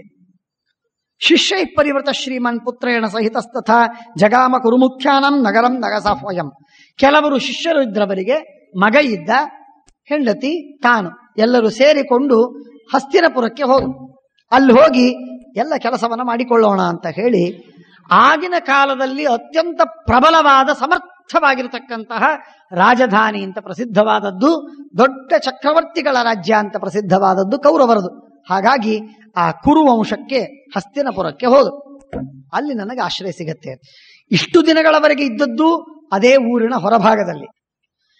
ದ್ರೋಣಾಚಾರ್ಯರು ಎಂದೆಂದಿಗೂ ಕೂಡ ರಾಜನ ಪಟ್ಟಣಕ್ಕೆ, ಅರಮನೆಗೆ ಎಂದವರೆಗೂ ಒಂದಿಗೂ ಬಂದವರಲ್ಲ. ಆದ್ದರಿಂದ ಎಂದಿಗೂ ಬಂದವರಲ್ಲ, ಆದ್ದರಿಂದ ಅವರಿಗೆ ಎಂದೆಂದಿಗೂ ನೋಡಿದವರಲ್ಲ. ಅದಕ್ಕಾಗಿ ಅವರು ಅಲ್ಲಿ ಕೌರವರು ಪಾಂಡವರು ಯಾರು ಎಂದು ಅವರನ್ನು ನೋಡಿಲ್ಲ, ಗೊತ್ತಿಲ್ಲ, ಪರಿಚಯವಿಲ್ಲ. ದ್ರೋಣಾಚಾರ್ಯರು ಬಂದ್ರೆ ಯಾರಿಗೆ ಗೊತ್ತಾಗಲಿಲ್ಲ. ಅವರು ಮನಸ್ಸಿನೊಳೊಂದು ಪ್ರತಿಜ್ಞೆ ಮಾಡಿದರು, ಈ ದ್ರುಪದನಿಗೆ ಸರಿಯಾಗಿ ಬುದ್ಧಿ ಕಲಿಸಬೇಕು. ಅದು ಪ್ರತಿಜ್ಞೆ, ಮನಸ್ಸಿನಲ್ಲಿ ಪ್ರತಿಜ್ಞೆಯನ್ನು ಮಾಡಿಕೊಂಡು ಸನಾಗಪುರಮಾಗಮ್ಯ ಗೌತಮಸ್ಯ ನಿಮೇಶನೆ ಭಾರದ್ವಾಜೋಪಸತ್ತತ್ರ ಪ್ರಚ್ಛನ್ನಂ ದ್ವಿಜಸತ್ತಮಃ ತತೋಸ್ಯ ತನುಜಃ ಪಾರ್ಥನ್ ಕೃಪಸ್ಯಾನಂತರಂ ಪ್ರಭು ಅಸ್ತ್ರಾಣಿ ಶಿಕ್ಷಯಾಮಾಸ ನಾಬುದ್ಧಂತ ಚ ತಂ ಜನಾಹ. ಕೃಪಾಚಾರ್ಯರು ಅಲ್ಲೇ ಇದ್ರು. ಆ ಕೃಪಾಚಾರ್ಯರ ತಂಗಿಯ ಗಂಡ ಇವು ದ್ರೋಣಾಚಾರ್ಯರು. ಹಾಗೆ ಅವರೂ ಅಲ್ಲೇ ಇದ್ರು ಎಷ್ಟೋ ದಿನಗಳವರೆಗೆ. ಅದೇ ಕೃಪಾಚಾರ್ಯರ ಮನೆಗೆ ಹೋದರು. ಹೋಗಿ ಸ್ವಲ್ಪ ದಿವಸ ಕಾಲ ಇದ್ರು. ಆಮೇಲೆ ಅಲ್ಲಿ ಪ್ರಚ್ಛನ್ನವಾಗಿ ಅವರಿದ್ದು, ಕಣ್ಣಿಗೆ ಕಾಣದೇ ಇದ್ದಂತೆ ಇದ್ದು, ಅಶ್ವತ್ಥಾಮಾಚಾರ್ಯರಿಂದ ಈ ಪಾಂಡವರಿಗೆ ಕೌರವರಿಗೆ ಅಸ್ತ್ರವಿದ್ಯೆಯನ್ನು ಕಲಿಸ್ತಾ ಇದ್ರು, ಕಲಿಸುತ್ತಿದ್ದರು. ತಾವು ಕಲಿಸ್ತಾ ಇರಲಿಲ್ಲ. ತಾವು ಪ್ರಚ್ಛನ್ನವಾಗಿದ್ರು. ಅವರಿಂದ ಅಶ್ವತ್ಥಾಮಾಚಾರ್ಯರಿಂದ ಅಸ್ತ್ರವಿದ್ಯೆಯನ್ನ ಕಲಿಸುವ ಪ್ರಯತ್ನವನ್ನ ಮಾಡ್ತಾ ಇದ್ರು. ತತೋಸ್ಯ ತನುಜಃ ಪಾರ್ಥನ್ ಕೃಪಸ್ಯಾನಂತರಂ ಪ್ರಭು. ಕೃಪಾಚಾರ್ಯರು ಕಲಿಸಬೇಕು ಅಸ್ತ್ರವಿದ್ಯೆಯನ್ನ. ಕೃಪಾಚಾರ್ಯರು ಕಲಿಸಿ ಆದ ಮೇಲೆ ಅಶ್ವತ್ಥಾಮಾಚಾರ್ಯ ಚಿಕ್ಕವರು, ಅದೇ ವಯಸ್ಸಿನವರು, ಹೆಚ್ಚು ಕಡಿಮೆ ಸ್ವಲ್ಪ ದೊಡ್ಡವರು, ಅವರು ಒಂದೆರಡು ಅಸ್ತ್ರವನ್ನ ಕಲಿಸ್ತಾ ಇದ್ರು. ಅಸ್ತ್ರಾಣಿ ಶಿಕ್ಷಯಾಮಾಸ ನಾಬುದ್ಧಂಚ ತಂ ಜನಾಹ. ಆಗ ಆಟ ಮಾಡ್ತಾ ಇರುವ ಸಂದರ್ಭದಲ್ಲಿ ಒಂದು ಚೆಂಡು ಹಾಗೂ ಧರ್ಮರಾಜನ ಉಂಗುರ, ಇದೆರಡೂ ಕೂಡ ಕಥೆ ಕೇಳಿದ್ದೀರಿ, ಬಾವಿಯಲ್ಲಿ ಬಿತ್ತು. ಬಾವಿಯಲ್ಲಿ ಬಿದ್ದಾಗ ಎಲ್ಲರೂ ನೋಡ್ತಾ ಇದ್ದಾರೆ, ಬಾವಿಯಲ್ಲಿ ಬಿದ್ದಿದೆ, ತರೋದು ಹೇಗೆ ಅಂತ ಹೇಳಿ ಅಂತ ಇದ್ದಾರೆ. ಭೀಮಸೇನ ದೇವರಂದು ನಾನು ಅದನ್ನು ಹಾರ್ತೀನಿ, ಹಾರಿ ಅದನ್ನು ತಗೊಂಡು ಬರ್ತೀನಿ ಅಂತ ಭೀಮಸೇನ ದೇವರು ಹೇಳಿದರು. ಆಗ ದ್ರೋಣಾಚಾರ್ಯರು ದೂರದಲ್ಲಿ ನೋಡ್ತಾ ಇದ್ರು. ಪ್ರಸಂಗ ಬೇಕಾಗಿತ್ತು ಅವರಿಗೆ. ಯಾವುದೋ ಒಂದು ಪ್ರಸಂಗದಲ್ಲಿ ಒಬ್ಬನಿಗೆ ಉಪಕಾರವನ್ನು ಮಾಡಬೇಕು ಅಂತ ನೋಡ್ತಿರ್ತಾನೆ. ಯಾರಿಂದ ತಾನು ಬಹಳ ಉಪಕಾರವನ್ನು ಪಡಿಬೇಕಾಗಿದೆ, ಅವನಿಗೆ ಒಂದು ಆಪತ್ತಿನಲ್ಲಿ ಉಪಕಾರವನ್ನು ಮಾಡಬೇಕು ಅಂತ ನೋಡ್ತಿರ್ತಾನೆ. ಒಂದು ಆಪತ್ತಿನಲ್ಲಿ ಉಪಕಾರ ಮಾಡಿದ ಅಂತಂದ್ರೆ ಆ ಉಪಕಾರದ ಹೊರೆ ಹೆಚ್ಚಾಗ್ತದೆ. ಆಪತ್ತು ಇಲ್ಲದಿರುವಾಗ ಉಪಕಾರ ಮಾಡಿದರೆ ಉಪಕಾರ ಅಂತ ಆಗುವುದಿಲ್ಲ. ಆ ಆಪತ್ತಿನಲ್ಲಿ ಉಪಕಾರ ಮಾಡಬೇಕು ಅಂತ ದ್ರೋಣಾಚಾರ್ಯ ಕಾಯ್ತಿದ್ರು. ಪ್ರಾಕ್ಟಿಕಲಿ ಪ್ರತಿನಿತ್ಯ ಕಾಯ್ತಿದ್ರೇನೋ ಅಂತನ್ನೋ ಹಾಗೆ ಕಾಣ್ತದೆ. ಅಕಸ್ಮಾತ್ತೇ ಬಂದಾಗಿತ್ತು ಮೇಲೆ ನೋಡ್ಲಿಕ್ಕೆ, ಅಕಸ್ಮಾತ್ತೇ ಬಂದಿದ್ದಾರೆ. ಧರ್ಮರಾಜನ ಉಂಗುರ ಹೋಗಿದೆ. ಆ ಉಂಗುರ ಸೀಲ್ ಮೊಹರ್ ಹಾಕುವಂತಹ ಉಂಗುರ ಅದು ಹೋಗಿದೆ. ಆಟದ ಚೆಂಡು ಬಿದ್ದಿದೆ. ಇವತ್ತಿನ ಚೆಂಡು ಬಿದ್ದರೆ ಇನ್ನು 10 ಚೆಂಡು ತರ್ತಾರೆ. ಉಂಗುರ ಹೋದರೆ ಎಲ್ಲಿಂದ ತರೋದು? ಅದಕ್ಕಾಗಿ ಕಾಯ್ತಾ ಇದ್ರು, ಹುಡುಕ್ತಾ ಇದ್ರು, ನೋಡ್ತಾ ಇದ್ರು. ಆ ಮಕ್ಕಳು ನೋಡ್ತಾ ಇದ್ದ ಸಂದರ್ಭದಲ್ಲಿ ದ್ರೋಣಾಚಾರ್ಯ ಬಂದ್ರೆ, ಏನ್ ಮಾಡ್ತಾ ಇದ್ದೀರಿ? ಇಲ್ಲ, ನಮ್ಮ ಚೆಂಡು ಮತ್ತು ಉಂಗುರ ಬಿದ್ದಿದೆ, ನಾನು ಅದನ್ನು ತೆಗೆದುಕೊಡ್ತೀನಿ. ಹೇಗೆ ತೆಗಿತೀರಿ? ನಾನು ಅಸ್ತ್ರದಿಂದ ತೆಗಿತೀನಿ, ವಿದ್ಯೆಯಿಂದ ತೆಗಿತೀನಿ, ತೆಗೆದುಕೊಡ್ರಿ. ನನಗೆ ಹೊಟ್ಟೆಗೆ ನೀವು ವ್ಯವಸ್ಥೆ ಮಾಡೋದು. ನನ್ನ ಜೀವನಾವಧಿ ನನಗೆ ಹೊಟ್ಟೆಗೆ ಹಾಕ್ತೀನಿ ಅಂತಾದರೆ ನಾನು ನಿಮ್ಮ ಈ ಉಂಗುರವನ್ನು ತೆಗೆದುಕೊಡ್ತೇನೆ. ನೋಡಿ, ಪ್ರಸಂಗದಲ್ಲಿ ಮನುಷ್ಯ ಹೇಗೆ ಕ್ಯಾಶ್ ಮಾಡ್ಕೋತಾನೆ, ಹೇಗೆ ಅದನ್ನು ಉಪಯೋಗಿಸ್ಕೋತಾನೆ. ಸಣ್ಣ ಪ್ರಸಂಗ, ಸಣ್ಣ ಉಂಗುರ, ಅದು 1 ತೊಲೆ ಬಂಗಾರದ್ದಿತ್ತು ಅಂದ್ರೆ 6,500. ಅದು ಏನಾದೀತು ಅವರಿಗೆ? ಅದು ಏನಂಥ ಮಹತ್ವದ್ದದು? ಏನಿಲ್ಲ. ಆದರೆ ಆ ಪ್ರಸಂಗ, ಆ ಚಿಕ್ಕ ಮಕ್ಕಳು ಅವರೆಲ್ಲರೂ, ಸಣ್ಣ ಮಕ್ಕಳು ಅವರೆಲ್ಲರೂ, ಆ ಎಲ್ಲ ಮಕ್ಕಳಿಗೆ ಮತ್ತೆ ಸಮಸ್ಯೆ ಆಗಿದೆ. ಆದ್ದರಿಂದ ಅವರಿಗೆ ಕೊಡಬೇಕಾയി. ಆ ಉಂಗುರವೇ ಮಹತ್ವದ್ದು. ಯೋಜನೆ ಹೇಗೆ ಕೂಡಿಸಿಕೊಟ್ಟಿದ್ದಾರೆ ನೋಡಿ. Dronacharya is introduced in such A fashion. ಬಹಳ ವಿಚಿತ್ರ. ಇದು ಏನೂ ಕಾರಣವಲ್ಲ, ಅಕಾರಣಮೇತತ. ಮಹಾಭಾಷ್ಯಕಾರನಿಗೆ ಹೇಳಿದರೆ ಹೇಳ್ತಾನೆ, ಅಕಾರಣಮೇತತ. ಇದೇನಿದೆ, ಕಾರಣವೇನಿದು? ದ್ರೋಣಾಚಾರ್ಯರಿಗೆ ಕೊನೆವರೆಗೂ ಹೊಟ್ಟೆಗೆ ಹಾಕುವಂತಹ ಅನಿವಾರ್ಯತೆ ಇದೆಯೇನು? ಇಲ್ಲ. ದ್ರೋಣಾಚಾರ್ಯ ಹೇಳ್ತಾರೆ, ಅಹೋಬೋ ದಿಗ್ಬಲಂ ಕ್ಷಾತ್ರಂ ಧಿಗೇತಾಂ ವಾ ಕೃತಸ್ತತಾಂ. ಒಂದು ಅಸ್ತ್ರ ಬರುವುದಿಲ್ಲ, ಶಸ್ತ್ರ ಬರುವುದಿಲ್ಲ. ಆ ಕೆಳಗೆ ಬಿದ್ದ ಚೆಂಡು, ಆ ಉಂಗುರ, ಅವುಗಳನ್ನು ಎತ್ತಲಿಕ್ಕಾಗೋದಿಲ್ಲ ನಿಮಗೆ. ಇಂಥ ನೀವು ಕ್ಷತ್ರಿಯರು ಅಂತ ಹೇಳ್ಕೋತೀರಿ, ದೊಡ್ಡ ರಾಜಮನತನ ಅಂತ ಹೇಳ್ಕೋತೀರಿ, ನಾಚಿಕಬೇಕಾದ್ರೆ ಬರಬೇಕು ನಿಮಗೆ, ಧಿಕ್ಕಾರವಿರಲಿ ನಿಮಗೆ ಅಂತ ಹೇಳಿ ದ್ರೋಣಾಚಾರ್ಯರು ಬೈತಾರೆ. ದ್ರೋಣಾಚಾರ್ಯ ಬೈದಾಗ ಬಹಳ ಮನಸ್ಸಿಗೆ ದುಃಖವಾಯಿತು. ದ್ರೋಣಾಚಾರ್ಯ ಎಲ್ಲವನ್ನೂ ಉಪಯೋಗಿಸ್ತಾರಾಗ. ಆ ಉದ್ಧರೆಯ ಮಿಷಿಕಾಭಿ ಭೋಜನಮ್ಮೆ ಪ್ರದೀಯತ. ನಾನು ದರ್ಭಗಳನ್ನು ಹಾಕಿ ಆ ಚೆಂಡು ಮತ್ತು ಉಂಗುರವನ್ನು ತೆಗೆದುಕೊಡ್ತೇನೆ, ನನಗೆ ಹೊಟ್ಟೆಗೆ ಹಾಕುವ ವ್ಯವಸ್ಥೆಯನ್ನು ನೀವು ಮಾಡಬೇಕು ಅಂದಾಗ ಧರ್ಮರಾಜ ಅಂತಾನೆ, ಅವಶ್ಯವಾಗಲಿ, ಕೃಪಾಚಾರ್ಯರು ಒಪ್ಪಿದರೆ ಸಾಕು, ನಮಗೇನ್ ಚಿಂತೆ ಇಲ್ಲ, ನಿಮಗೆ ಪೂರ್ಣವಾಗಿ ಇಲ್ಲಿ ಎಲ್ಲ ಅಧಿಕಾರವನ್ನು ಕೊಡ್ತೇವೆ, ಹೊಟ್ಟೆಗೆ ಹಾಕ್ತೇವೆ, ನಿಮ್ಮೆಲ್ಲ ದೇಖ್ಭಾಲ್ ನಮ್ದು ಜವಾಬ್ದಾರಿ, ವಿಚಾರ ಬೇಡ. ಭಿಕ್ಷಾಂ ಆಪ್ನುಹಿ ಶಾಶ್ವತಿ. ಕೃಪಾಚಾರ್ಯರು ಒಪ್ಪಬೇಕು ಅಂತ ನಾವು ಒಂದು ಮಾತನ್ನ ಇಡ್ತಾನೆ ಧರ್ಮರಾಜ. ಧರ್ಮರಾಜನಿಗೆ ಈ ಸಮಸ್ಯೆ ಗೊತ್ತು. ಕೃಪಾಚಾರ್ಯರೀಗ ನಮ್ಮ ಮನತನಕ್ಕೆ ಗುರುಗಳು ಅಂತ ಹೇಳಿ ಇದ್ದಾರೆ. ಮನತನಕ್ಕೆ ಗುರುವಾಗಿರತಕ್ಕ ಕೃಪಾಚಾರ್ಯರು ಇರುವಾಗ ದ್ರೋಣಾಚಾರ್ಯನ ನಾವು ಕರೆತಂದ್ರೆ ಆಗ ಕೃಪಾಚಾರ್ಯರಿಗೆ ಅಸಮಾಧಾನವಾಗತ್ತೆ, ಕ್ಷೋಭವಾಗ್ತದೆ, ಸಿಟ್ಟು ಬರ್ತದೆ. ನನ್ನನ್ನು ಹಾಗಾದ್ರೆ ಇವರು ತೆಗೆದು ಬಿಟ್ರೆ ಅಂತ ಹೇಳಿ ಅಸಮಾಧಾನವಾಗ್ತದೆ. ಆ ಅಸಮಾಧಾನವಾಯಿತು ಅಂದ್ರೆ ಅದು ಬಹಳ ವಿಕೋಪಕ್ಕೆ ಹೋಗುವುದು. ಆದ್ದರಿಂದ ಬೇಡ ಅನ್ನುವುದಕ್ಕೆ ಕೃಪಾಚಾರ್ಯರು ಒಪ್ಪಿದರೆ ಮಾತ್ರ ತಾವು ಅವಶ್ಯವಾಗಿರಬಹುದು, ಚಿಂತೆ ಇಲ್ಲ, ನಮ್ಮಿಂದ ನೀವು ಅವಶ್ಯವಾಗಿ ಸ್ವೀಕಾರ ಮಾಡಬಹುದು ಅಂತ ಹೇಳಿ ಪ್ರತಿಜ್ಞೆ ಮಾಡ್ತಾನೆ. ಆಗ ಒಂದು ದರ್ಭ ಮುಷ್ಟಿಯನ್ನ, ಹುಲ್ಲು ಮುಷ್ಟಿಯನ್ನು ತೆಗೆದುಕೊಂಡು ಒಂದೊಂದೇ ದರ್ಭವನ್ನು ಎಸೆದು ಮಂತ್ರದಿಂದ ಆ ದರ್ಭವನ್ನು ತೆಗಿತಾರೆ. ದರ್ಭವನ್ನು ತೆಗೆದ ಮೇಲೆ ಅಂಗುಲೀಯವನ್ನು ತೆಗೆಯುವಾಗ ಈ ಮಾತನ್ನು ಹೇಳ್ತಾರೆ, ನನಗೆ ಜಗಾದ ಭುಕ್ತಿರ್ ಮಮ ಕಲ್ಪ್ಯತಾಮಿತಿ. ನನಗೆ ಹೊಟ್ಟೆಗೆ ವ್ಯವಸ್ಥೆಯನ್ನು ಮಾಡಿದಿರಿ ಅಂತಂದ್ರೆ ನಾನೀಗ ಉಂಗುರವನ್ನು ತೆಗೆದುಕೊಡ್ತೇನೆ, ಇಲ್ಲದೆ ಇದ್ರೆ ಇಲ್ಲ. ಮೊದಲು ಚೆಂಡು ತೆಗೆದುಕೊಡ್ತಾರೆ, ಆಗ ಯಾವ ಕರಾರಿಲ್ಲ. ಉಂಗುರವನ್ನು ತೆಗೆದುಕೊಡುವಾಗ ಮಾತ್ರ ಕರಾರು. ದ್ರೋಣಾಚಾರ್ಯರು ಅಂದ್ರೆ ಇದು ಮಾತುಗಳನ್ನು ನೋಡ್ತಾ ಇದ್ರೆ ದ್ರೋಣಾಚಾರ್ಯರು ಎಷ್ಟು ಸಣ್ಣವರಾದ್ರೇನು ಅಂತ ಕಾಣ್ತದೆ. ಯಾವ ದ್ರೋಣಾಚಾರ್ಯರು ನೋಡಿ, ಅಂದ್ರೆ ಹಿಂದಿನ ಪೂರ್ವಾಶ್ರಮದಲ್ಲಿರುವ ದ್ರೋಣಾಚಾರ್ಯರು ಏನಿದ್ರು, ಅಯಾಚಿತ ವೃತ್ತಿ ಅಲ್ಲ, ಅಪ್ರತಿಗ್ರಹ ವೃತ್ತಿ. ಅಯಾಚಿತ ವೃತ್ತಿ ಅಂದ್ರೆ ಬೇಡದೇನೆ ಪಡೆಯುವಂಥ. ಇಲ್ಲಿ ಹಾಗಲ್ಲ, ಅಪ್ರತಿಗ್ರಹ, ಕೊಟ್ಟರೂ ತೆಗೆದುಕೊಳ್ಳದೆ ಇದ್ದಂತಹ ವಿರಕ್ತನಾಗಿದ್ರು ದ್ರೋಣಾಚಾರ್ಯ. ಶಿಲಂಚ ವೃತ್ತಿಯಿಂದ ಬದುಕಿದ ಮಹಾನುಭಾವ. ಇಂಥ ದ್ರೋಣಾಚಾರ್ಯರು ಯಾವ ಪ್ರಸಂಗದಲ್ಲಿ ಒಬ್ಬ ಶ್ರೀಮಂತ ನಮ್ಮ ವಶದಲ್ಲಿ ಬಂದಾನೋ, ಕೌರವರ ರಾಜ್ಯ ನಮ್ಮ ವಶದಲ್ಲಿ ಬಂದೀತು ಅಂತ ನೋಡ್ತಾ ಇದ್ದಾರೆ.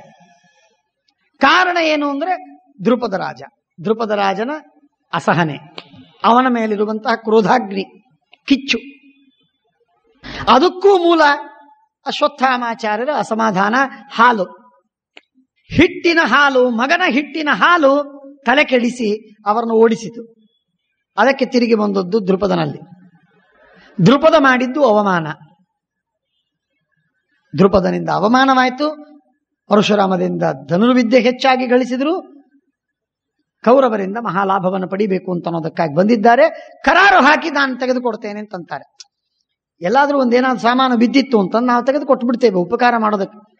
ಏನ್ ಬೇಡ, ಏನೋ ನನಗೆ ಬರ್ತದಲ್ಲ, ಆಗತ್ತಲ್ಲ, ನಾನು ಮಾಡ್ತೀನಿ ಅಂತಂತೇವೆ ನಾವು.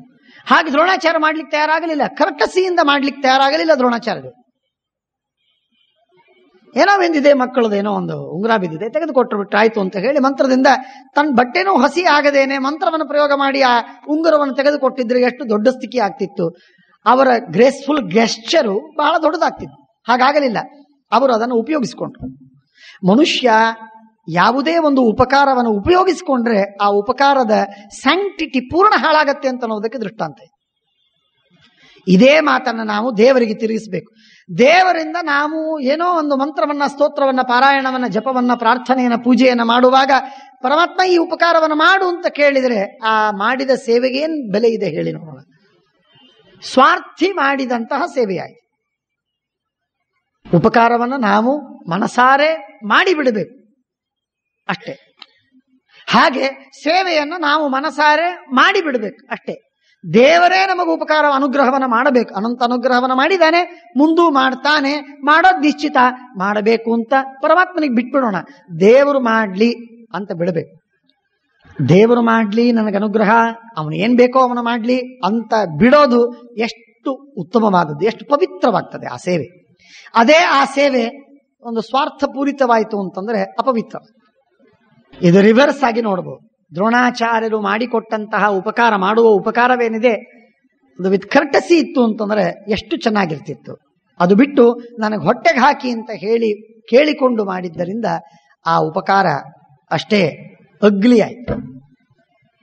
ಅಹೋವೋ ದಿಗ್ಬಲಂ ಕ್ಷಾತ್ರಂ ಧಿಗೇತಾಂ ವಾ ಕೃತಸ್ತತಾಂ ಉದ್ಧರೆಯ ಮಿಷಿಕಾಭಿ ಭೋಜನಮ್ಮೆ ಪ್ರದೀಯತಾಂ ಅಸ್ಯಾ ವೀರ್ಯಂ ನಿರೀಕ್ಷಧ್ವಂ ಯದನ್ನೇಷಣ ವಿದ್ಯತೆ. ನಾವು ಈ ಮಂತ್ರದಿಂದ ದರ್ಭವನ್ನು ಹಾಕಿ ನಾನು ಅದನ್ನು ಎತ್ತುತ್ತೇನೆ ನೋಡಿ ಎಂಥ ಸಾಮರ್ಥ್ಯವಿದೆ ಅಂತ ಹೇಳಿ ದರ್ಭವನ್ನು ಹಾಕ್ತಾ ಹೋಗ್ತಾರೆ. ಅದು ಮೇಲಕ್ಕೆ ಬರ್ತದೆ. ಆಶ್ಚರ್ಯಮಿದಮತ್ಯಂತಂ ಇತಿ ಮತ್ವಾ ವಚೋಬ್ರುವನ್. ಬಹಳ ಸಂತೋಷವಾಯಿತು. ಮುದ್ರಿಕೆಯನ್ನು ತೆಗೆದುಕೊಟ್ರು, ಎರಡೂ ಆಯಿತು. ಧನುಶ್ಚಾಪಿ ಮಹಾಯಶಃ ಶರೇಣ ವಿದ್ವಾ ಮುದ್ರಾಂ ತಾಂ ಊರ್ಧ್ವಮಾವಾಹಯತ್ ಪ್ರಭು. ಮೇಲಕ್ಕೆ ತೆಗೆದುಕೊಟ್ರು. ಆಗ ಹತ್ತಿರ ಬಂದು ಸಾಷ್ಟಾಂಗ ನಮಸ್ಕಾರ ಹಾಕಿ, ಸ್ವಾಮಿ ಬ್ರಾಹ್ಮಣರು, ನೀವು ಮಹಾಜ್ಞಾನಿಗಳು, ಯಾರು, ನಿಮ್ಮ ಹೆಸರೇನು, ಎಲ್ಲಿಯವರು ನೀವು? ಶ್ರೀಮದಾಚಾರ್ಯ ಇದಕ್ಕೆ ಉತ್ತರ ಕೊಡ್ತಾರೆ. ದ್ರೋಣಾಚಾರ್ಯರು ಕೌರವರ ಪಟ್ಟಣದ ಹೊರಗನೆ ಇದ್ರೂ ಕೂಡ ಕೌರವರಿಗೆ ಅರ್ಥಾತ್ ಪಾಂಡವರಿಗೆ ಇಬ್ಬರಿಗೂ ದ್ರೋಣಾಚಾರ್ಯರ ಪರಿಚಯ ಇದ್ದಿದ್ದಿಲ್ಲ. ಹೇಗೆ? ದ್ರೋಣ ಎಂಬ ಹೆಸರೂ ಯಾಕೆ ಕೇಳಿರಲಿಲ್ಲ? ಈ ಪ್ರಶ್ನೆಗೆ ಉತ್ತರವನ್ನು ಶ್ರೀಮದಾಚಾರ್ಯರು ತಾತ್ಪರ್ಯ ನಿರ್ಣಯದಲ್ಲಿ ಹೇಳ್ತಾರೆ. ಆ ಅಪ್ರತಿಗ್ರಹ ವೃತ್ತಿಯಿಂದ ಇರುವಂತಹ ದ್ರೋಣಾಚಾರ್ಯ ಎಂದೆಂದಿಗೂ ಅರಮನೆಗೆ ಬಂದಿದ್ದಿಲ್ಲ. ಯಾಕೆ ಬರಬೇಕು ಅರಮನೆಗೆ? ಏನ್ ಕೆಲಸ ಇದೆ ನಮಗೆ? ನಮ್ಮ ಹೊಟ್ಟೆಗೆ ಏನ್ ಬೇಕೋ ಅದು ನಮಗೆ ಹೊಲದಲ್ಲಿ ಸಿಗತ್ತೆ. ಶಿಲೋಂಚ ವೃತ್ತಿಯಿಂದ ಬದುಕಿದ ನನಗೆ ಹೊಲದಲ್ಲಿ ಅಥವಾ ಮಾರ್ಕೆಟ್ಟಿನಲ್ಲಿ ಬಿದ್ದ ಕಾಳುಗಳನ್ನು ಆರಿಸಿ ತಂದು ಉಪಜೀವನ ಮಾಡುವ ನನಗೆ ಈ ರಾಜರ ಮನೆಯ ಕಟ್ಟೆ ಏರುವ ಪ್ರಸಂಗ ನನಗಿಲ್ಲ, ಬೇಕಾಗಿಲ್ಲ, ನಾನು ಹೋಗುವುದಿಲ್ಲ ಅಂತ ಎಂದೆಂದಿಗೂ ಅವರು ರಾಜರ ಮನೆ ಕಟ್ಟೆ ಏರಿದ್ದಿಲ್ಲ. ಹಾಗಾಗಿ ಇವರಿಗೆ ಗೊತ್ತಿಲ್ಲ, ದ್ರೋಣ ಅಂತ ಹೆಸರೇ ಕೇಳಿಲ್ಲ. ಇಂಥ ಸಮಸ್ಯೆಯಲ್ಲಿ ಇತ್ತದು. ಅನ್ನೋನ್ ಪರ್ಸನಾಲಿಟಿ, ದೊಡ್ಡ ವ್ಯಕ್ತಿ. ಹಾಗಾಗಿ ಉಳಿದು ಬಿಟ್ಟಿದ್ರು. ಈಗ ಬಂದಾಗ ನೀವ್ಯಾರು, ಎಲ್ಲಿಯವರು ಅಂತ ಕೇಳಿದ್ರೆ ಆಗ ಹೇಳ್ತಾರೆ ದ್ರೋಣಾಚಾರ್ಯರು, ನಾನೇನಿದ್ದೀನಿ, ನಾನೇನ್ ಕೆಲಸ ಮಾಡಿದೆ ಇದನ್ನು ನಿಮ್ಮ ತಾತನಿಗೆ ಹೋಗಿ ಹೇಳಿ ಭೀಷ್ಮರಿಗೆ. ಆ ಭೀಷ್ಮರು ಗೊತ್ತಾಗತ್ತೆ ನಾನು ಯಾರು. ಭೀಷ್ಮಾಚಾರ್ಯರು ರಾಜರ ಮನೆಗೆ ದ್ರೋಣಾಚಾರ್ಯರು ಬರುವುದಿಲ್ಲ ಅಂತ ನಿಯಮವಿದ್ದದ್ದಕ್ಕಾಗಿ ಅವರು ಎಂದೆಂದಿಗೂ ಅವರನ್ನು ಕರಿತಿರಲಿಲ್ಲ.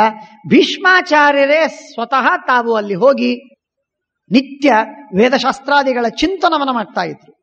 ಚಿಂತನ ಮಾಡುವುದಕ್ಕೆ, ಶಾಸ್ತ್ರವನ್ನು ಓದಿದ ಶಾಸ್ತ್ರವನ್ನು ಚಿಂತನ ಮಾಡುವುದಕ್ಕೆ ಭೀಷ್ಮಾಚಾರ್ಯರು ಅವರ ಮನೆಗೆ ಹೋಗ್ತಾ ಇದ್ರು ನಿತ್ಯ. ಇದು ವಾಡಿಕೆಯಾಗಿತ್ತು. ಅವರು ಅಸ್ತ್ರ ಪ್ರಾಪ್ತಿಗಾಗಿ ಪರಶುರಾಮ ದೇವರಲ್ಲಿ ಹೋಗಿದ್ದಾರೆ ಅಂತ ಅನ್ನೋದು ಗೊತ್ತಾಗಿತ್ತು. ಹಾಗಾಗಿ ಸುಮ್ಮನಿದ್ರು. ಈಗ ತಿರುಗಿ ಬಂದದ್ದು ಗೊತ್ತಾಗಿರಲಿಲ್ಲ.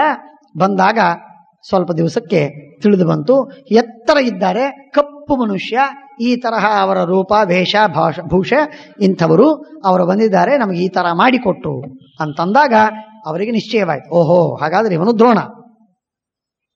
ವಚಕೃತ್ಸಂ ಚಚ್ಚ ಕರ್ಮ ತಥಾವಿಧಂ ದ್ರೋಣಂ ತಂ ಪ್ರತ್ಯಜಾನತ.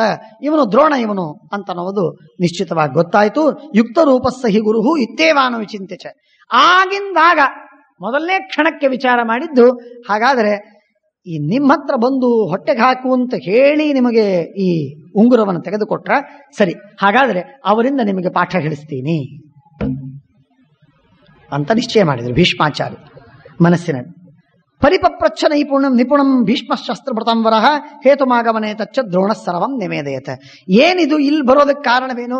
ಇಷ್ಟು ದಿವಸ ಒಂದೂ ದಿವಸ ಬಂದಿದ್ದಿಲ್ಲ, ಈಗ ಬರೋದಕ್ಕೆ ಕಾರಣವೇನು ಅಂತ ಕೇಳಿದಾಗ ದ್ರೋಣಾಚಾರ್ಯರು ಎಲ್ಲ ಕಥೆಯನ್ನು ಹೇಳ್ತಾರೆ. ನಾನು ಹಿಂದೆ ನಮ್ಮ ಗುರುಗಳ ಹತ್ರ ಓದ್ತಾ ಇರುವಾಗ ಅಲ್ಲೊಬ್ಬ ದ್ರುಪದ ರಾಜ ಇದ್ದ. ಆ ದ್ರುಪದ ರಾಜ ನನ್ನ ಗೆಳೆಯನಾಗಿದ್ದ. ಅವನಿನ್ನೂ ಸಣ್ಣ ಹುಡುಗನಾಗಿರುವಾಗ ನನ್ನ ಮಿತ್ರನಾಗಿದ್ದ.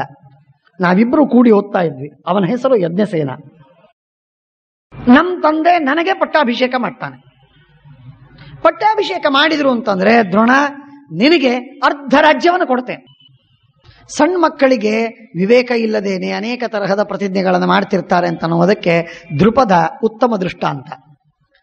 ಆ ಪ್ರತಿಜ್ಞೆಯಲ್ಲೂ ನಡೆಯೋದಿಲ್ಲ ಅಂತ ಅನ್ನುವುದಕ್ಕೆ ದ್ರೋಣ ಅತ್ಯುತ್ತಮ ದೃಷ್ಟಾಂತ. ಅವನಂದ, ನಾನೆಲ್ಲ ನಿಮಗೆ ಅರ್ಧ ರಾಜ್ಯ ನಿಮಗೆ ಕೊಡ್ತೀನಿ, ಅದಕ್ಕಾಗಿ ಅಭಿಷೇಕ್ಷತೆ ಮಾಂ ರಾಜ್ಯವರ್ಧಂ ಸತ್ಯೇನತೆ ಶಪೆ ತಚ್ಚ ವಾಕ್ಯಮಹಂ ನಿತ್ಯಂ ಮನಸಾ ಧಾರಯಂಸ್ತದ. ಆಗಿನಿಂದ ನಾನು ವಿಚಾರ ಮಾಡ್ತಾ ಇದ್ದೆ, ದ್ರುಪದನಿಗೆ ಪಟ್ಟಾಭಿಷೇಕವಾಗ್ತದೆ, ಆಮೇಲೆ ನಾನು ಹೋಗಿ ರಾಜ್ಯವನ್ನು ಬೇಡೋಣ ಅಂತ, ಪ್ರಸಂಗ ಬಂದ್ರೆ ಹೋಗೋಣ ಅಂತ. ಆಮೇಲೆ ನಾನು ನಮ್ಮ ತಂದೆ ಹೇಳಿದ ಪ್ರಕಾರ ಕೃಪಾಚಾರ್ಯರ ತಂಗಿ ಅವಳನ್ನು ನಾನು ಮದುವೆಯಾದೆ. ಮದುವೆ ಆದ ಮೇಲೆ ಅವಳು ಬಹಳ ಉತ್ತಮಳಾಗಿದ್ಲು, ಎಷ್ಟೇ ಜೀವನವನ್ನು ಮಾಡಲಿಕ್ಕೆ ತಯಾರಿದ್ಲು. ಯಾಕೆ ಅಂದ್ರೆ ಕೃಪಿ ಸ್ವತಃ ಕೃಪಾಚಾರ್ಯರ ಮನೆಯಲ್ಲಿ ಬೆಳೆದಲು ಅಂತಂದ್ರೆ ಅದು ಕೌರವರ ಆಸ್ಥಾನದಲ್ಲೇ ಬೆಳೆದ ಹಾಗೆ. ಶಂತನುವಿನ ಮಗಳಾಗಿ ಬೆಳೆದದ್ದು, ಭೀಷ್ಮರ ತಂಗಿಯಾಗಿ ಬೆಳೆದದ್ದು, ಭಾರಿ ಐಶ್ವರ್ಯದಲ್ಲಿ ಸಮೃದ್ಧಿಯಾಗಿ ಬೆಳೆದದ್ದು.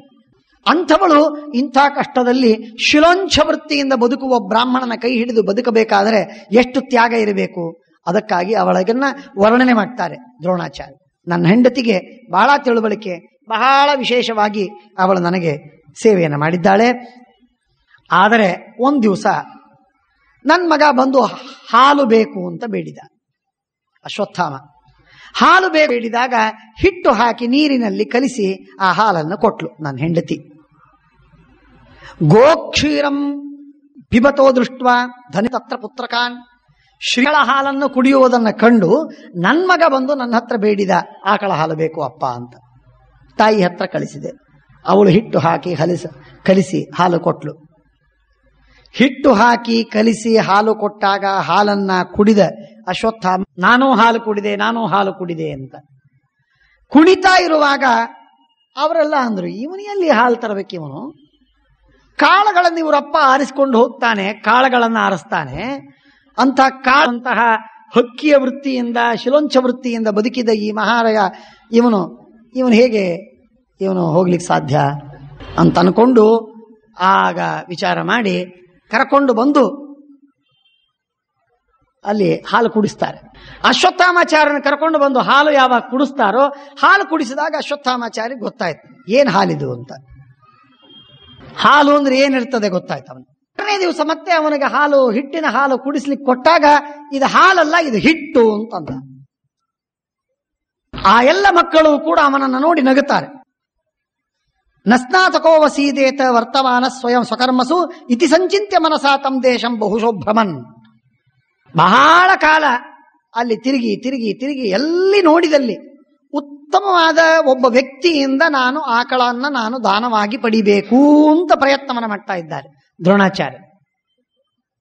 ದ್ರೋಣಾಚಾರ್ಯರ ಜೀವನದಲ್ಲಿ ಎಂಥ ಅದ್ಭುತವಾದ ಟರ್ನಿಂಗ್ ಪಾಯಿಂಟ್ ಬಂತು ಅಂತಂದ್ರೆ ನೋಡಿ, ನನ್ನ ಮಗನಿಗೆ ಒಂದು ಉತ್ತಮವಾದ ಆಕಳು ಬೇಕು ಅಂತ ನಾನು ಕುಡಿಸಬೇಕು ಅಂತ ಪ್ರಯತ್ನ ಮಾಡಿದೆ. ಸಿಗಲಿಲ್ಲ, ಆಕಳು ಸಿಗಲಿಲ್ಲ. ಯಾವ ದೇಶದಲ್ಲಿ, ಯಾವ ಕಾಲದಲ್ಲಿ, ಯಾವ ಯುಗದಲ್ಲಿ ಲಕ್ಷ ಲಕ್ಷ ಗೋದಾನಗಳನ್ನು ಮಾಡತಕ್ಕ ರಾಜಾಧಿರಾಜರಿದ್ದು ಅಂಥ ಯುಗದಲ್ಲಿ ಅಂಥ ಕಾಲದಲ್ಲಿ ಒಂದು ಆಕಳು ದ್ರೋಣಾಚಾರ್ಯರಿಗೆ ಸಿಗಲಿಲ್ಲ. ಏನಿದೆ ಹಾಸ್ಯಾಸ್ಪದವಾದ ಮಾತು. ಹೌದು, ನನಗೆ ಸಿಗಲಿಲ್ಲ ದ್ರೋಣಾಚಾರ್ಯ ಹೇಳಿದ್ರು. ಏನ್ ಸಿಗಲಿಲ್ಲ, ಯಾಕೆ ಸಿಗಲಿಲ್ಲ? ದ್ರೋಣಾಚಾರ್ಯ ಹೇಳ್ತಾರೆ, ವಿಶುದ್ಧಮಿಚ್ಛನ್ ಗಾಂಗೇಯ ಧರ್ಮೋಪೇತಂ ಪ್ರತಿಗ್ರಹಂ ಅಂತಾದಾಂತಂ ಪರಿಕ್ರಾಮ್ಯ ನಾಧ್ಯಗಚ್ಚಂ ಪಯಸ್ವಿನಿ. ದ್ರೋಣಾಚಾರ್ಯ ಹೇಳ್ತಾರೆ, ಉತ್ತಮವಾದ ಆಕಳು, ಯಾವ ಆಕಳನ್ನು ಗೋದಾನವನ್ನು ಸ್ವೀಕಾರ ಮಾಡಿದ ಮೇಲೆ ನನಗೆ ಪಾಪ ಬರಬಾರದು, ಅಂಥ ಒಬ್ಬ ಅತ್ಯಂತ ಶುದ್ಧನಾದ ವ್ಯಕ್ತಿಯಿಂದ ಗೋದಾನವನ್ನು ಪಡಿಬೇಕು ಅಂತನೋ. ಇಡೀ ದಿಗ್ದೇಶದಲ್ಲಿ ತಿರುಗಿ ಬಂದೆ. ಯಾರಾದರೂ ಉತ್ತಮರಾದವರು ಧಾರ್ಮಿಕರು, ಯಾವ ವ್ಯಕ್ತಿಯಿಂದ, ಯಾವ ಗೃಹಸ್ಥನಿಂದ, ಯಾವ ಬ್ರಾಹ್ಮಣನಿಂದ, ಯಾವ ಕ್ಷತ್ರಿಯನಿಂದ, ಯಾರೇ ಇರಲಿ, ಅವನಿಂದ ನಾನು ಗೋದಾನವನ್ನು ಪಡೆದರೆ ನನಗೆ ಪಾಪ ಬರಬಾರದು, ಅಂಥ ಒಬ್ಬ ಶುದ್ಧ ದಾತ, ಶುದ್ಧ ಆಕಳು ಸಿಗತ್ತೇನೋ ನೋಡೋದಕ್ಕೆ ಬಂದಿರ. ದ್ರೋಣಾಚಾರ್ಯ ವಿಶುದ್ಧ ಮಿಚ್ಛನ್ ಗಾಂಗೇಯ ಧರ್ಮೋಪೇತಂ ಪ್ರತಿಗ್ರಹಂ, ಯಾವುದನ್ನ ನಾನು ಪರಿಗ್ರಹಣ ಮಾಡಿದರೆ ನನಗೆ ಪಾಪ ಬರುವುದಿಲ್ಲ, ಅದು ನನಗೆ ಜಗತ್ತಿನಲ್ಲಿ ಸಿಗಲಿಲ್ಲ. ಆದ್ದರಿಂದ ನಾನು ಪರಶುರಾಮ ದೇವರ ಹತ್ರ ಹೋದೆ. ಇದು ದ್ರೋಣಾಚಾರ್ಯರು ಹೇಳುವ ಮಾತು. ಅಂದ್ರೆ ದಾನ ಎಷ್ಟು ಪರಿಶುದ್ಧವಾಗಿರಬೇಕು, ಇದು ಕಷ್ಟ ಎಷ್ಟಿದೆ ನೋಡಿ. ದಾನ ಎಷ್ಟು ಶುದ್ಧವಾಗಿರ್ಬೇಕಾಗುತ್ತೆ. ದಾನ ತಗೊಳ್ಳೋದು ಬಹಳ ಸುಲಭ, ಆದರೆ ಆ ದಾನದ ಜೊತೆಗೆ ಬಂದ ಪಾಪವನ್ನು ಕಳ್ಕೊಳ್ಳೋದು ಬಹಳ ಕಷ್ಟ, ಅತಿ ಕಷ್ಟ. ವಿಶುದ್ಧಮಿಚ್ಛನ್ ಗಂಗೆಯ ಧರ್ಮೋಪೇತಂ ಪ್ರತಿಗ್ರಹಂ ಆಂತಾದಾಂತಂ ಪರಿಕ್ರಮ್ಯ ನಾಧ್ಯಗಚ್ಚಂ ಪಯಸ್ವಿನಿ. ಒಂದು ಹಾಲು ಕೊಡುವಂತಹ ಒಂದು ಆಕಳನ್ನ ನನಗೆ ಪಡೀಲಿಕ್ಕಾಗಲಿಲ್ಲ, ಶುದ್ಧವಾದ ಆಕಳು ಸಿಗಲಿಲ್ಲ. ಇದು ದ್ವಾಪರ ಯುಗ, ಕೃಷ್ಣ ಅವತಾರ ಮಾಡಿದ ಕಾಲ. ಭೀಷ್ಮಾದಿಗಳೆಲ್ಲ ಇದ್ದದ್ದು, ಧರ್ಮ ಜಾಗೃತವಾಗಿತ್ತು. ಆಗಿನ ಸಂದರ್ಭದಲ್ಲಿ ಶುದ್ಧವಾದ ಆಕಳು, ದಾತ ಶುದ್ಧನಾದವನು ಸಿಕ್ತಿರಲಿಲ್ಲ. ಇವತ್ತೇನು? ಯವಪಿಷ್ಟೋದಕೇನೈನಂ ಲೋಭಯೇಯಂ ಕುಮಾರಕಂ. ಹಿಟ್ಟು ಕಲಿಸಿ ಹಾಲು ಕೊಟ್ಟೆ ಅವನಿಗೆ, ಅವನು ಕುಡಿದು ಕುಣಿದ. ನನರ್ಥೋತ್ಥಾಯ ಕೌರವ್ಯ ಹೃಷ್ಟೋ ಬಾಲ್ಯಾದ್ ವಿಮೋಹಿತ. ಸಣ್ಣ ಹುಡುಗ ಕುಣಿದ, ನಾನು ಹಾಲು ಕುಡಿದೆ. ಅಲ್ಲಿವರೆಗೆ ಹಾಲೇ ಕುಡಿದಿದ್ದಿಲ್ಲ ಅವನು, ಹಿಟ್ಟಿನ ಹಾಲು ಕುಡಿದಿರಲಿಲ್ಲ. ತಂ ದೃಷ್ಟ್ವಾ ನೃತ್ಯಮಾನಂ ತೈಹಿ ತು ಬಾಲೈಃ ಪರಿವೃತಂ ಸುತಂ ಹಾಸ್ಯತಾಮುಪಸಂಪ್ರಾಪ್ತಂ ಕಷ್ಪಲಂ ತತ್ರ ಮೇ ಭವತ. ಹಾಲು ಕುಡಿದೆ ಅಂತ ಕುಣಿತಾ ಇರುವಾಗ ಆ ಕುಣಿತವನ್ನು ನೋಡಿ ನನಗೆ ದುಃಖವಾಯ್ತು. ಛೀ ಪಾಪ, ಹಿಟ್ಟು ಕುಡಿಸಿ ನಾನು ಅದಕ್ಕೆ ಮೋಹಗೊಳಿಸಿದೆ, ಭ್ರಾಂತಿಗೊಳಿಸಿದೆ, ಮೋಸ ಮಾಡಿದೆ ಅಂತ ನಾನು ದುಃಖಪಟ್ಟೆ. ದ್ರೋಣಂ ಧಿಗಸ್ತ್ವಧನಿನಂ ಯೋಧನಂ ನಾಧಿಗಚ್ಚತೆ. ಹಣ ಗಳಿಸದ ಈ ದ್ರೋಣಾಚಾರ್ಯನಿಗೆ ಧಿಕ್ಕಾರವಿರಲಿ. ತನ್ನ ಹೊಟ್ಟೆಯಿಂದ ಹುಟ್ಟಿದ ಕೂಸಿಗೆ ಒಂದು ಹಾಲು ಕುಡಿಸ್ಲಿಕ್ಕಾಗ್ತಾ ಇಲ್ಲ ಇವನು. ಇಂಥ ಬಡತನ, ಈ ಬಡತನದ ದ್ರೋಣನಿಗೆ ಧಿಕ್ಕಾರವಿರಲಿ, ಬಡತನಕ್ಕೆ ಧಿಕ್ಕಾರವಿರಲಿ. ನನಗೆ ತೋರಿತು, ನನ್ನ ಮನಸ್ಸಿಗೆ ನನಗೆ ತೋರಿತು. ದ್ರೋಣಂ ಧಿಗಸ್ತ್ವಧನಿನಂ ಯೋಧನಂ ನಾಧಿಗಚ್ಚತಿ. ಪಿಷ್ಟೋದಕಂ ಸುತೋ ಯಸ್ಯ ಪೀತ್ವಾ ಕ್ಷೀರಸ್ಯ ತೃಷ್ಣಯ ನೃತ್ಯತಿ ಸ್ಮ ಮುದಾವಿಷ್ಟಃ ಕ್ಷೀರಂ ಪೀತಂ ಮಯಾಪ್ಯುತ ಇತಿ ಸಂಭಾಷತಂ ವಾಚಂ ಶುತ್ವಾ ಮೇ ಬುದ್ಧಿರಚ್ಯವತ. ಜನ ಎಲ್ಲ ಮಾತಾಡ್ಕೊಳ್ಳಿಕ್ಕೆ ಶುರು ಮಾಡಿದ್ರು. ದ್ರೋಣಾಚಾರ್ಯ ಧಿಕ್ಕಾರವಿಲ್ಲ, ಮಗನಿಗೆ ಒಂದು ಹಾಲು ಕುಡಿಸ್ಲಿಕ್ಕಾಗುವುದಿಲ್ಲ. ಇಂಥ ದ್ರೋಣಾಚಾರ್ಯ ತಗೊಂಡು ಮಾಡೋದೇನು ವಿದ್ಯೆ ಹೇಳಿ. ನನ್ನನ್ನ ಬೈತಾ ಇರುವ ಜನನ ಮಾತನ್ನ ಕೇಳಿ ನನ್ನ ಬುದ್ಧಿ ತಲೆ ಕೆಟ್ಟೋಯ್ತು, ಬುದ್ಧಿ ಚ್ಯುತಿಯಾಯ್ತು, ಬಹಳ ಮನಸ್ಸಿಗೆ ಅಸಮಾಧಾನವಾಯಿತು. ಆತ್ಮಾನಂ ಚಾತ್ಮನಾಗರ್ಹನ್ ಮನಸೇದಂ ವ್ಯಚಿಂತಯಂ ಪರೋಪಸೇವಂ ಪಾಪಿಷ್ಠಂ ನಚ ಕುರ್ಯಾಂ ಧನಿಪ್ಸಯ. ಎಂಥದ್ದಿದು, ಏನು ಹೊಲ, ಇಂಥ ಇಷ್ಟು ಬಡವನಾಗಿರಬಾರದು ಅಂತ ನನಗೆ ತೋರಿತು. ಆಗ ನಾನು ಪರಶುರಾಮ ದೇವರ ಹತ್ರ ಹೋದೆ, ರಾಜನ ಹತ್ರ ಹೋದೆ ಅಂತ ಹೇಳಿ ತಮ್ಮ ಕಥೆಯನ್ನು ಹೇಳ್ತಾರೆ. ಮನುಷ್ಯನಿಗೆ ತಮ್ಗಿಂತಲೂ ಬಡವರ ಸಹವಾಸವಿತ್ತು ಅಂದ್ರೆ ತಾನೇ ಶ್ರೀಮಂತ ಅಂತ ಸಂತುಷ್ಟನಾಗಿರ್ತಾನೆ. ತಮ್ಗಿಂತಲೂ ಶ್ರೀಮಂತರ ಸಹವಾಸವಾಯಿತು ಅಂತಂದ್ರೆ ತಾನು ಬಡವ ಅಂತ ತಾನು ಕುಗ್ಗಿ ಅವರಂತೆ ಶ್ರೀಮಂತನಾಗುವ ಪ್ರಯತ್ನವನ್ನು ಮಾಡ್ತಾನೆ, ಗಳಿಸುವ ಪ್ರಯತ್ನದಲ್ಲಿ ಬರ್ತಾನೆ. ಅದಕ್ಕಾಗಿ ಹುಟ್ಟಿಕೊಂಡದ್ದು BSc NSc ಎಲ್ಲ. ಸುಲಭವಾಗಿ ಹಣವನ್ನು ಗಳಿಸುವುದಕ್ಕೆ ನಾನಾ ಉಪಾಯಗಳೆಲ್ಲ ಹುಟ್ಟಿಕೊಂಡು. ಶಾಸ್ತ್ರಕಾರರು ಹೇಳ್ತಾರೆ, ಶ್ರೀಮಂತರ ಸಹವಾಸದಲ್ಲಿ ಇರಬೇಡ, ನೀನು ಸರ್ವತಾ ಇರಬೇಡ, ನಿಂತಲೆ ಕೆಡ್ತದೆ. ಅವ್ರ ಹತ್ರ ಹೋಗಬೇಡ, ಅವರನ್ನು ನೋಡಬೇಡ, ನಿನ್ನಷ್ಟಕ್ಕೆ ನೀನು ದೂರ ಇರು. ತಲೆ ಕೆಡಬೇಕು ಅಂತೆ ನಿನಗಿಚ್ಛೆ ಇತ್ತೋ ಬೇಕಾದ್ ಮಾಡು, ನಿನ್ನ ದಾರಿಯಲ್ಲಿ ನೀನಿರಬೇಕು, ಅಧರ್ಮವನ್ನು ಮಾಡಬಾರದು, ಪವಿತ್ರವಾಗಿ ಶುದ್ಧವಾಗಿ ವಿರಕ್ತನಾಗಿರಬೇಕು ಅಂತಿತ್ತೋ ಆ ಗೊಡವೆಗೆ ಹೋಗ್ಬೇಡ. ಬೇಡ ಬೇಡ, ಯಾಕೆ ಬೇಕದು, ಯಾಕೆ ಬೇಕದು ನಿನಗೆ, ಸುಮ್ಮಿರು. ನೋಡು ಏನಾಯ್ತು ದ್ರೋಣಾಚಾರ್ಯರಿಗೆ. ಯಾರೋ ಹಾಲು ಕುಡಿದದ್ದು ಅವ ಮಗ ನೋಡಿದ, ಅವನು ಬೇಡಿದ, ಹಿಟ್ಟು ಕುಡಿದ, ಅದಕ್ಕೆ ಕುಣಿದ, ಅದಕ್ಕೆ ಅವರೇನೋ ಮಾತಂದ್ರು, ಅದು ಕಿವಿಗೆ ಬಿತ್ತು, ತಲೆ ತಿರುಗಿ ಮಾಡಿದ್ದೇನು ಅಂದ್ರೆ ಪ್ರತಿಗ್ರಹೋಜ್ಜನಾಗಿರತಕ್ಕಂತಹ ದ್ರೋಣಾಚಾರ್ಯರಿಗೆ ಅವನ ತಿಂತನ್ನೋದು ಬೇಡ. ಆದರೆ ಎಂಥ ವಿಚಿತ್ರವಾದಂತಹ ಅವಸ್ಥೆ ಬಂತು. ಅವಧಿ ನನಗೆ ಹೊಟ್ಟೆಗೆ ಹಾಕ್ತೀನಿ ಅಂತಾದರೆ ನಾನು ನಿಮ್ಮ ಅಂಗುಲಿಯವನ್ನ ಉಂಗುರವನ್ನು ತೆಗೆದುಕೊಡ್ತೇನೆ ಅಂತನ್ನುವಂತಹ ಪರಿಸ್ಥಿತಿಗೆ ಬಂತು. ಆದ್ದರಿಂದ ಆಶೆ ಮನುಷ್ಯನ ಅಳೆದು ಬಿಡ್ತದೆ, ಆಶೆ ಮನುಷ್ಯನ ಅಳೆದು ಬಿಡ್ತದೆ. ಮನುಷ್ಯನ ಅಳಿತದೆ ಅಂದ್ರೆ ಏನರ್ಥ? ಮನುಷ್ಯ ಇಷ್ಟ ಆದ, ಹುಲ್ಲಿನಂತಾದ. ಅವನಿಗೇನ್ ಬೆಲೆ ಇಲ್ಲ. ಅವನಿಗೆ ಎಷ್ಟು ಹಣ ಬಂದರೂ ಬೇಕು ಬೇಕು ಬೇಕು ಅಂತನ್ನುವಂತ ಮನುಷ್ಯ ಇದೆ. ಗಾಂಭೀರ್ಯದಲ್ಲಿರುವುದನ್ನ ಕಲಿಬೇಕು. ದ್ರೋಣಾಚಾರ್ಯರ ಪೂರ್ವ ವೃತ್ತಿ ಏನಿದೆ ಅದು ಉತ್ತಮವಾದ ವೃತ್ತಿ.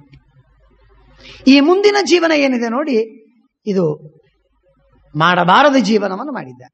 ಹರಿಶ್ಚಂದ್ರನ ಜೀವನದಲ್ಲಿ 2 ಭಾಗ ಬಂತು. ಪೂರ್ವದಲ್ಲಿ ಹರಿಶ್ಚಂದ್ರ ಸುಳ್ಳು ಹರಿಶ್ಚಂದ್ರ, ಉತ್ತರಾರ್ಧದಲ್ಲಿ ಅದೇ ಹರಿಶ್ಚಂದ್ರ ಸತ್ಯ ಹರಿಶ್ಚಂದ್ರ. ಹಾಗೆ ದ್ರೋಣಾಚಾರ್ಯರು ಏನೂ ಹಣವಿಲ್ಲದಂತಹ ನಿರಾಶರಾದಂತಹ ದ್ರೋಣಾಚಾರ್ಯ ಮೊದಲಿಗೆ. ಅದೇ ದ್ರೋಣಾಚಾರ್ಯ ಮುಂದೆ ಕೊಟ್ಟದ್ದನ್ನು ತೆಗೆದುಕೊಳ್ಳದೆ ಇದ್ದಂತಹ ಒಬ್ಬ ಪಾಂಚಾಲ ದೇಶದ ಅರ್ಧ ರಾಜ್ಯ ತನಗಾಗಬೇಕು ಅಂತನ್ನುವ ಆಶೆಗೆ ಹೋದ ಅಂತ. ದ್ರೋಣಾಚಾರ್ಯರು ಬಹಳ ದೊಡ್ಡವರು. ಸ್ವತಃ ಬೃಹಸ್ಪತ್ಯಾಚಾರ್ಯರ ಅವತಾರ, ಮಹಾಜ್ಞಾನಿಗಳು. ಆದರೆ ಯಾವ ತರಹ ಇರುತ್ತದೆ ಅಂತನ್ನುವುದನ್ನು ಪರಮಾತ್ಮನ ಸಂಕೇತ, ಪರಮಾತ್ಮನ ಸಂಕಲ್ಪಾನುಸಾರವಾಗಿ ಈ ನಡೆದದ್ದನ್ನು ನಾವು ನೋಡ್ತೇವೆ. ಆದ್ದರಿಂದ ಪೂರ್ವಸ್ನೇಹಾನುರಾಗಿತ್ವ ಸದಾರ ಸೌಮಿಕಿಂಗತಃ.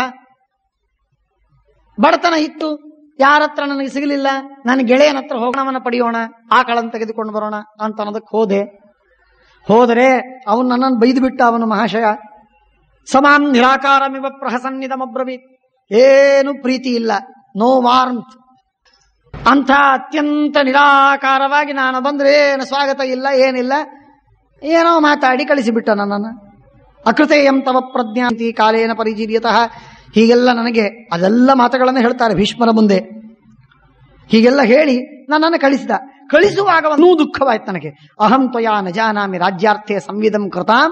ನಾನು ನನಗೆ ರಾಜ್ಯವನ್ನು ಕೊಡ್ತೇನೆ ಅಂತ ಹೇಳಿದ್ದು ನನಗೇನು ನೆನಪಿಲ್ಲ. ದ್ರುಪದ ಹೇಳ್ತಾನೆ, ನನಗೇನು ನೆನಪಿಲ್ಲ. ಬೇಕಾದರೆ ಬ್ರಾಹ್ಮಣ ಬಂದು ಒಂದು ದಿವಸ ಊಟ ಮಾಡ್ಕೊಂಡು, ರಾತ್ರಿ ಊಟ ಮಾಡ್ಕೊಂಡು ಹೋಗು. ಒಂದೊಪ್ಪತ್ತಿನ ಊಟಕ್ಕೆ ಹಾಕ್ತೀನಿ, ಊಟ ಮಾಡ್ಕೊಂಡು ಕೂಳು ತಿಂದು ಹೋಗು. ಇದಕ್ಕೂ ಹೆಚ್ಚಿಗೆ ಏನೂ ಅಪೇಕ್ಷೆ ಮಾಡಬೇಡ. ರಾಜ್ಯ ಗೀಜ್ಯ ನಿನಗೆ ಕೊಡ್ಲಿಕ್ಕೆ. ಬ್ರಹ್ಮನ್ ಕಾಮಂ ದಾಸ್ಯಾಮಿ ಭೋಜನಂ ಏವ ಮುಕ್ತಸ್ತ್ವಹಂ ತೇನ ಸದಾರ ಪ್ರಸ್ಥಿತಸ್ತ. ನಾನು ತಿರುಗಿ ಬಂದುಬಿಟ್ಟೆ. ಆಗ ಪ್ರತಿಜ್ಞೆ, ಶಿಷ್ಯರನ್ನ ನಾನು ಮಾಡಿಕೊಂಡು ಭಾರಿ ಶಿಷ್ಯರನ್ನು ಗಳಿಸಬೇಕು, ಆ ಶಿಷ್ಯರಿಂದ ದ್ರುಪದ ರಾಜನಿಗೆ ಬುದ್ಧಿ ಕಲಿಸಬೇಕು ಅಂತ ನಾನು ವಿಚಾರ ಮಾಡ್ತಾ ಎಲ್ಲ ಕಡೆಗೆ ವಿಚಾರ ಮಾಡಿಕೊಂಡು ಕೊನೆಗೆ ಈ ಪ್ರದೇಶಕ್ಕೆ ಬಂದೆ. ಚಕ್ರವರ್ತಿಗಳ ದೇಶ ಇದು, ಹಸ್ತಿನಪುರ. ಅಲ್ಲಿ ಬಂತು. ತಥೋಹಂ ಭವತಃ ಕಾಮಂ ಸಂವರ್ಧಯಿತು ಆಗತಃ. ಆದ್ದರಿಂದ ನಿನ್ನ ಹತ್ತಿರ ಬಂದು ನಾನೀಗ ಇಲ್ಲಿದ್ದೀನಿ. ನನಗೆ ತ್ವಮೇವ ಪರಮೋ ರಾಜ ಸರ್ವೇ ವಾಕ್ಯಕರಸ್ತವ. ಭೀಷ್ಮಾಚಾರ್ಯರಿಗೆ ಪರಮ ಸಂತೋಷವಾಯಿತು. ದ್ರೋಣನಂತಹ ಮಹಾವ್ಯಕ್ತಿ ತಮಗೆ ಸಿಗ್ತಾನೆ, ತಮ್ಮ ಹತ್ರ ಬರ್ತಾನೆ, ಇಂಥ ಆಪರನ್ನ ಉಪಯೋಗಿಸಿಕೊಳ್ಳೋದಕ್ಕೆ ಭೀಷ್ಮಾಚಾರ್ಯರಿಗೂ ಸಂತೋಷವಾಯಿತು. ಅವ್ರಿಗೇನು ಬಹಳ ವೆಸ್ಟೆಡ್ ಇಂಟ್ರೆಸ್ಟ್ ಬಹಳ ಏನಿರಲಿಲ್ಲ. ಆದರೆ ರಾಜ್ಯಕ್ಕೆ ಬೇಕು ಒಬ್ಬ ವ್ಯಕ್ತಿ ಅನ್ನೋದಕ್ಕೆ, ನೀವೇ ರಾಜ ಅಂತ ತಿಳ್ಕೊಳ್ರಿ, ನಿಮ್ಮ ವಾಕ್ಯವನ್ನು ಮಾಡುವುದು ನಮ್ಮ ಪ್ರತಿಜ್ಞೆ, ವಿಚಾರವೇ ಇಲ್ಲ. ಯಚ್ಯತೆ ಪ್ರಾರ್ಥಿತಂ ಬ್ರಹ್ಮನ್ ಕೃತಂ ತದಿತಿ ಚಿಂತ್ಯತಾಂ.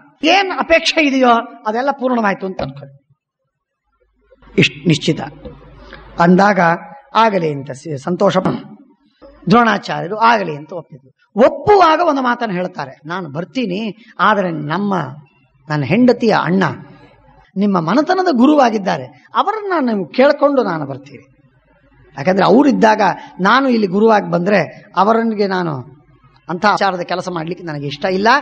ಆದ್ದರಿಂದ ನೀವು ಆಲೋಚನೆ ಮಾಡಿ ನಂಗೆ ಹೇಳಿ ಅಂತಂದ್ರೆ ಆಗ ಹೇಳ್ತಾರೆ, ವಿಪ್ರೋ ವೈಮನಸ್ಯಂ ಗಮಿಷ್ಯತಿ. ಅವರಿಗೆ ಮನಸ್ಸಿಗೆ ಅಸಮಾಧಾನವಾದೀತು. ಹೇಳ್ತಾರೆ, ಕೃಪಸ್ತಿಷ್ಠತು ಪೂಜ್ಯಶ್ಚ ಭರ್ತವ್ಯಶ್ಚ ಮಯಾ ಸದಾ. ಯಾವ ಕಾಲಕ್ಕೂ ಕೃಪಾಚಾರ್ಯರು ಹೊರಗೆ ಹೋಗುವ ಪ್ರಸಕ್ತಿಯೇ ಇಲ್ಲ. ಅವರು ಯಾವಾಗಲೂ ನಮ್ಮ ತಮ್ಮ, ಅವರು ಯಾವಾಗಲೂ ನಮಗೆ ಅವರ ರಕ್ಷಣೆ ಮಾಡುವುದು ನಮ್ಮ ಜವಾಬ್ದಾರಿ, ಅದರಲ್ಲಿ ವಿಚಾರ ಬೇಡ. ಆದ್ದರಿಂದ ಅವರಿರ್ತಾರೆ, ತ್ವಂ ಗುರುರ್ಭವ ಪುತ್ರಾಣಾಂ ಆಚಾರ್ಯಸ್ತಂ ಮತೋ ಮಮ. ಯಾಕೆ ಅಂದ್ರೆ ದ್ರೋಣಾಚಾರ್ಯರು ಕೃಪಾಚಾರ್ಯರಿಗಿಂತಲೂ ಬಹಳ ಉತ್ತಮರು, ಹಾಗೆ ನೀವೇ ಗುರುವಾಗಿ ಅಂತ ಸಮಾಧಾನವಾಯಿತು. ಆಗಿಂದಾಗ ಅವರಿಗೆ ಮನೆ ಕೊಟ್ಟಿದ್ದಾರೆ. ಗ್ರಹಂಚ ಸುಪರಿಚ್ಛನ್ನಂ. ಪರಿಚ್ಛದಗಳು ಅಂತಂದ್ರೆ ಉತ್ತಮವಾದಂತಹ ಅಮ್ಯುನಿಟೀಸ್, ಏನೇನ್ ಬೇಕೋ ಅದೆಲ್ಲ ಮನೆಯಲ್ಲಿತ್ತು.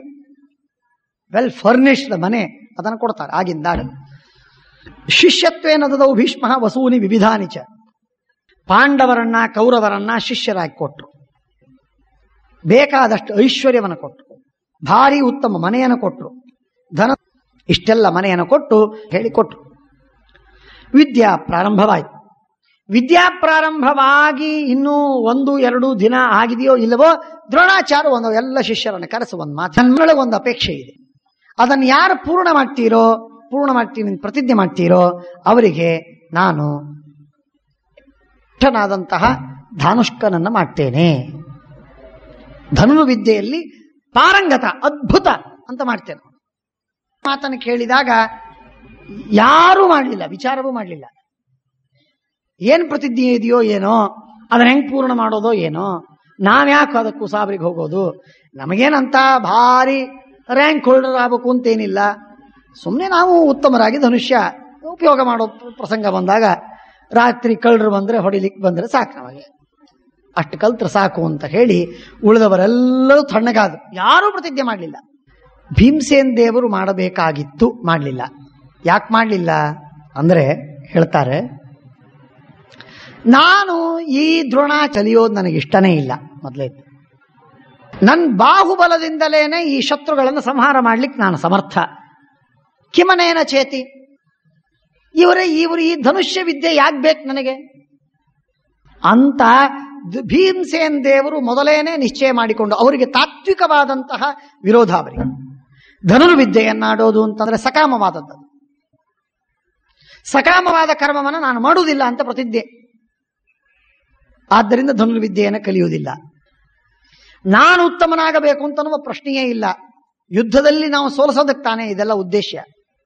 ಆ ಎಲ್ಲ ಭೀಷ್ಮಾಚಾರ್ಯರು, ದ್ರೋಣಾಚಾರ್ಯರು, ಅಶ್ವತ್ಥಾಮಾಚಾರ್ಯ ಇವರೆಲ್ಲರೂ ಯಾರ ಜೊತೆಗೂ ನನಗೆ ಯುದ್ಧವಾಡುವ ಪ್ರಸಂಗ ಇಲ್ಲ. ನನಗೆ ಅವ್ರ ಜೊತೆಗೆ ಯುದ್ಧವಾಡಬೇಕಾದ್ರೆ ಬಾಣದಿಂದ ಯುದ್ಧವಾಡಬೇಕು, ಕೈಯಿಂದ ಯುದ್ಧವಾಡ್ಲಿಕ್ಕೆ ಬರುವುದಿಲ್ಲ, ಗದಾ ಪ್ರಹಾರ ಮಾಡಿ ಕೊಲ್ಲಿಕ್ಕೆ ಬರುವುದಿಲ್ಲ.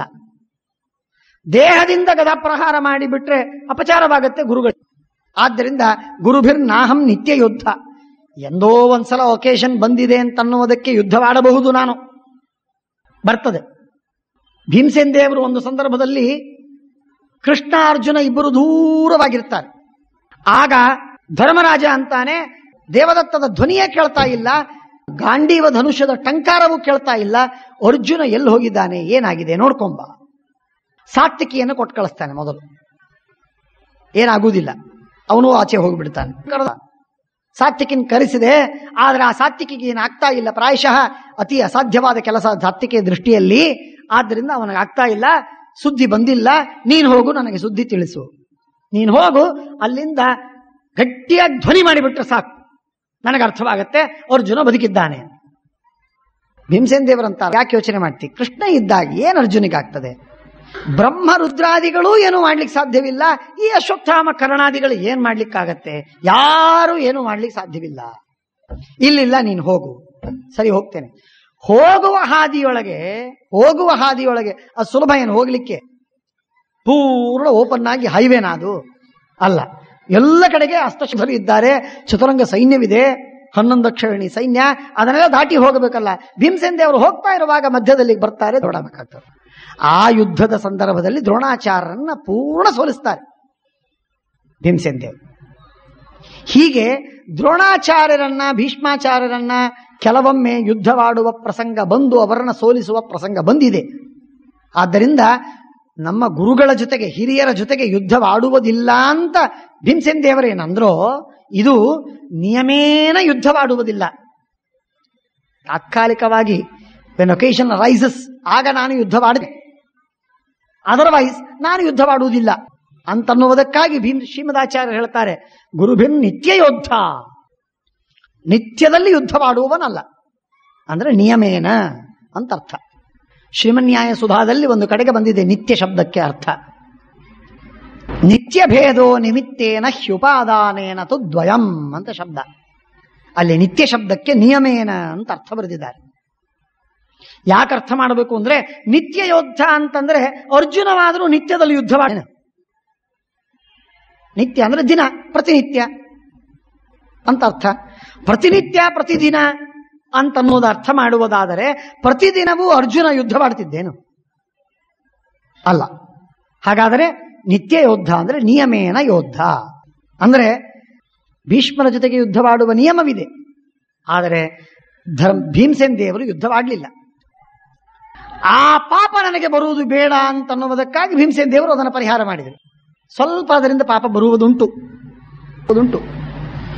ಗುರುಗಳ ವಿರುದ್ಧವಾಗಿ ಯುದ್ಧವಾಡಿದರೆ, ಯದ್ಯಪಿ ಅವರು ದುಷ್ಟ ಪಕ್ಷದಲ್ಲಿದ್ದಾರೆ, ಆದರೂ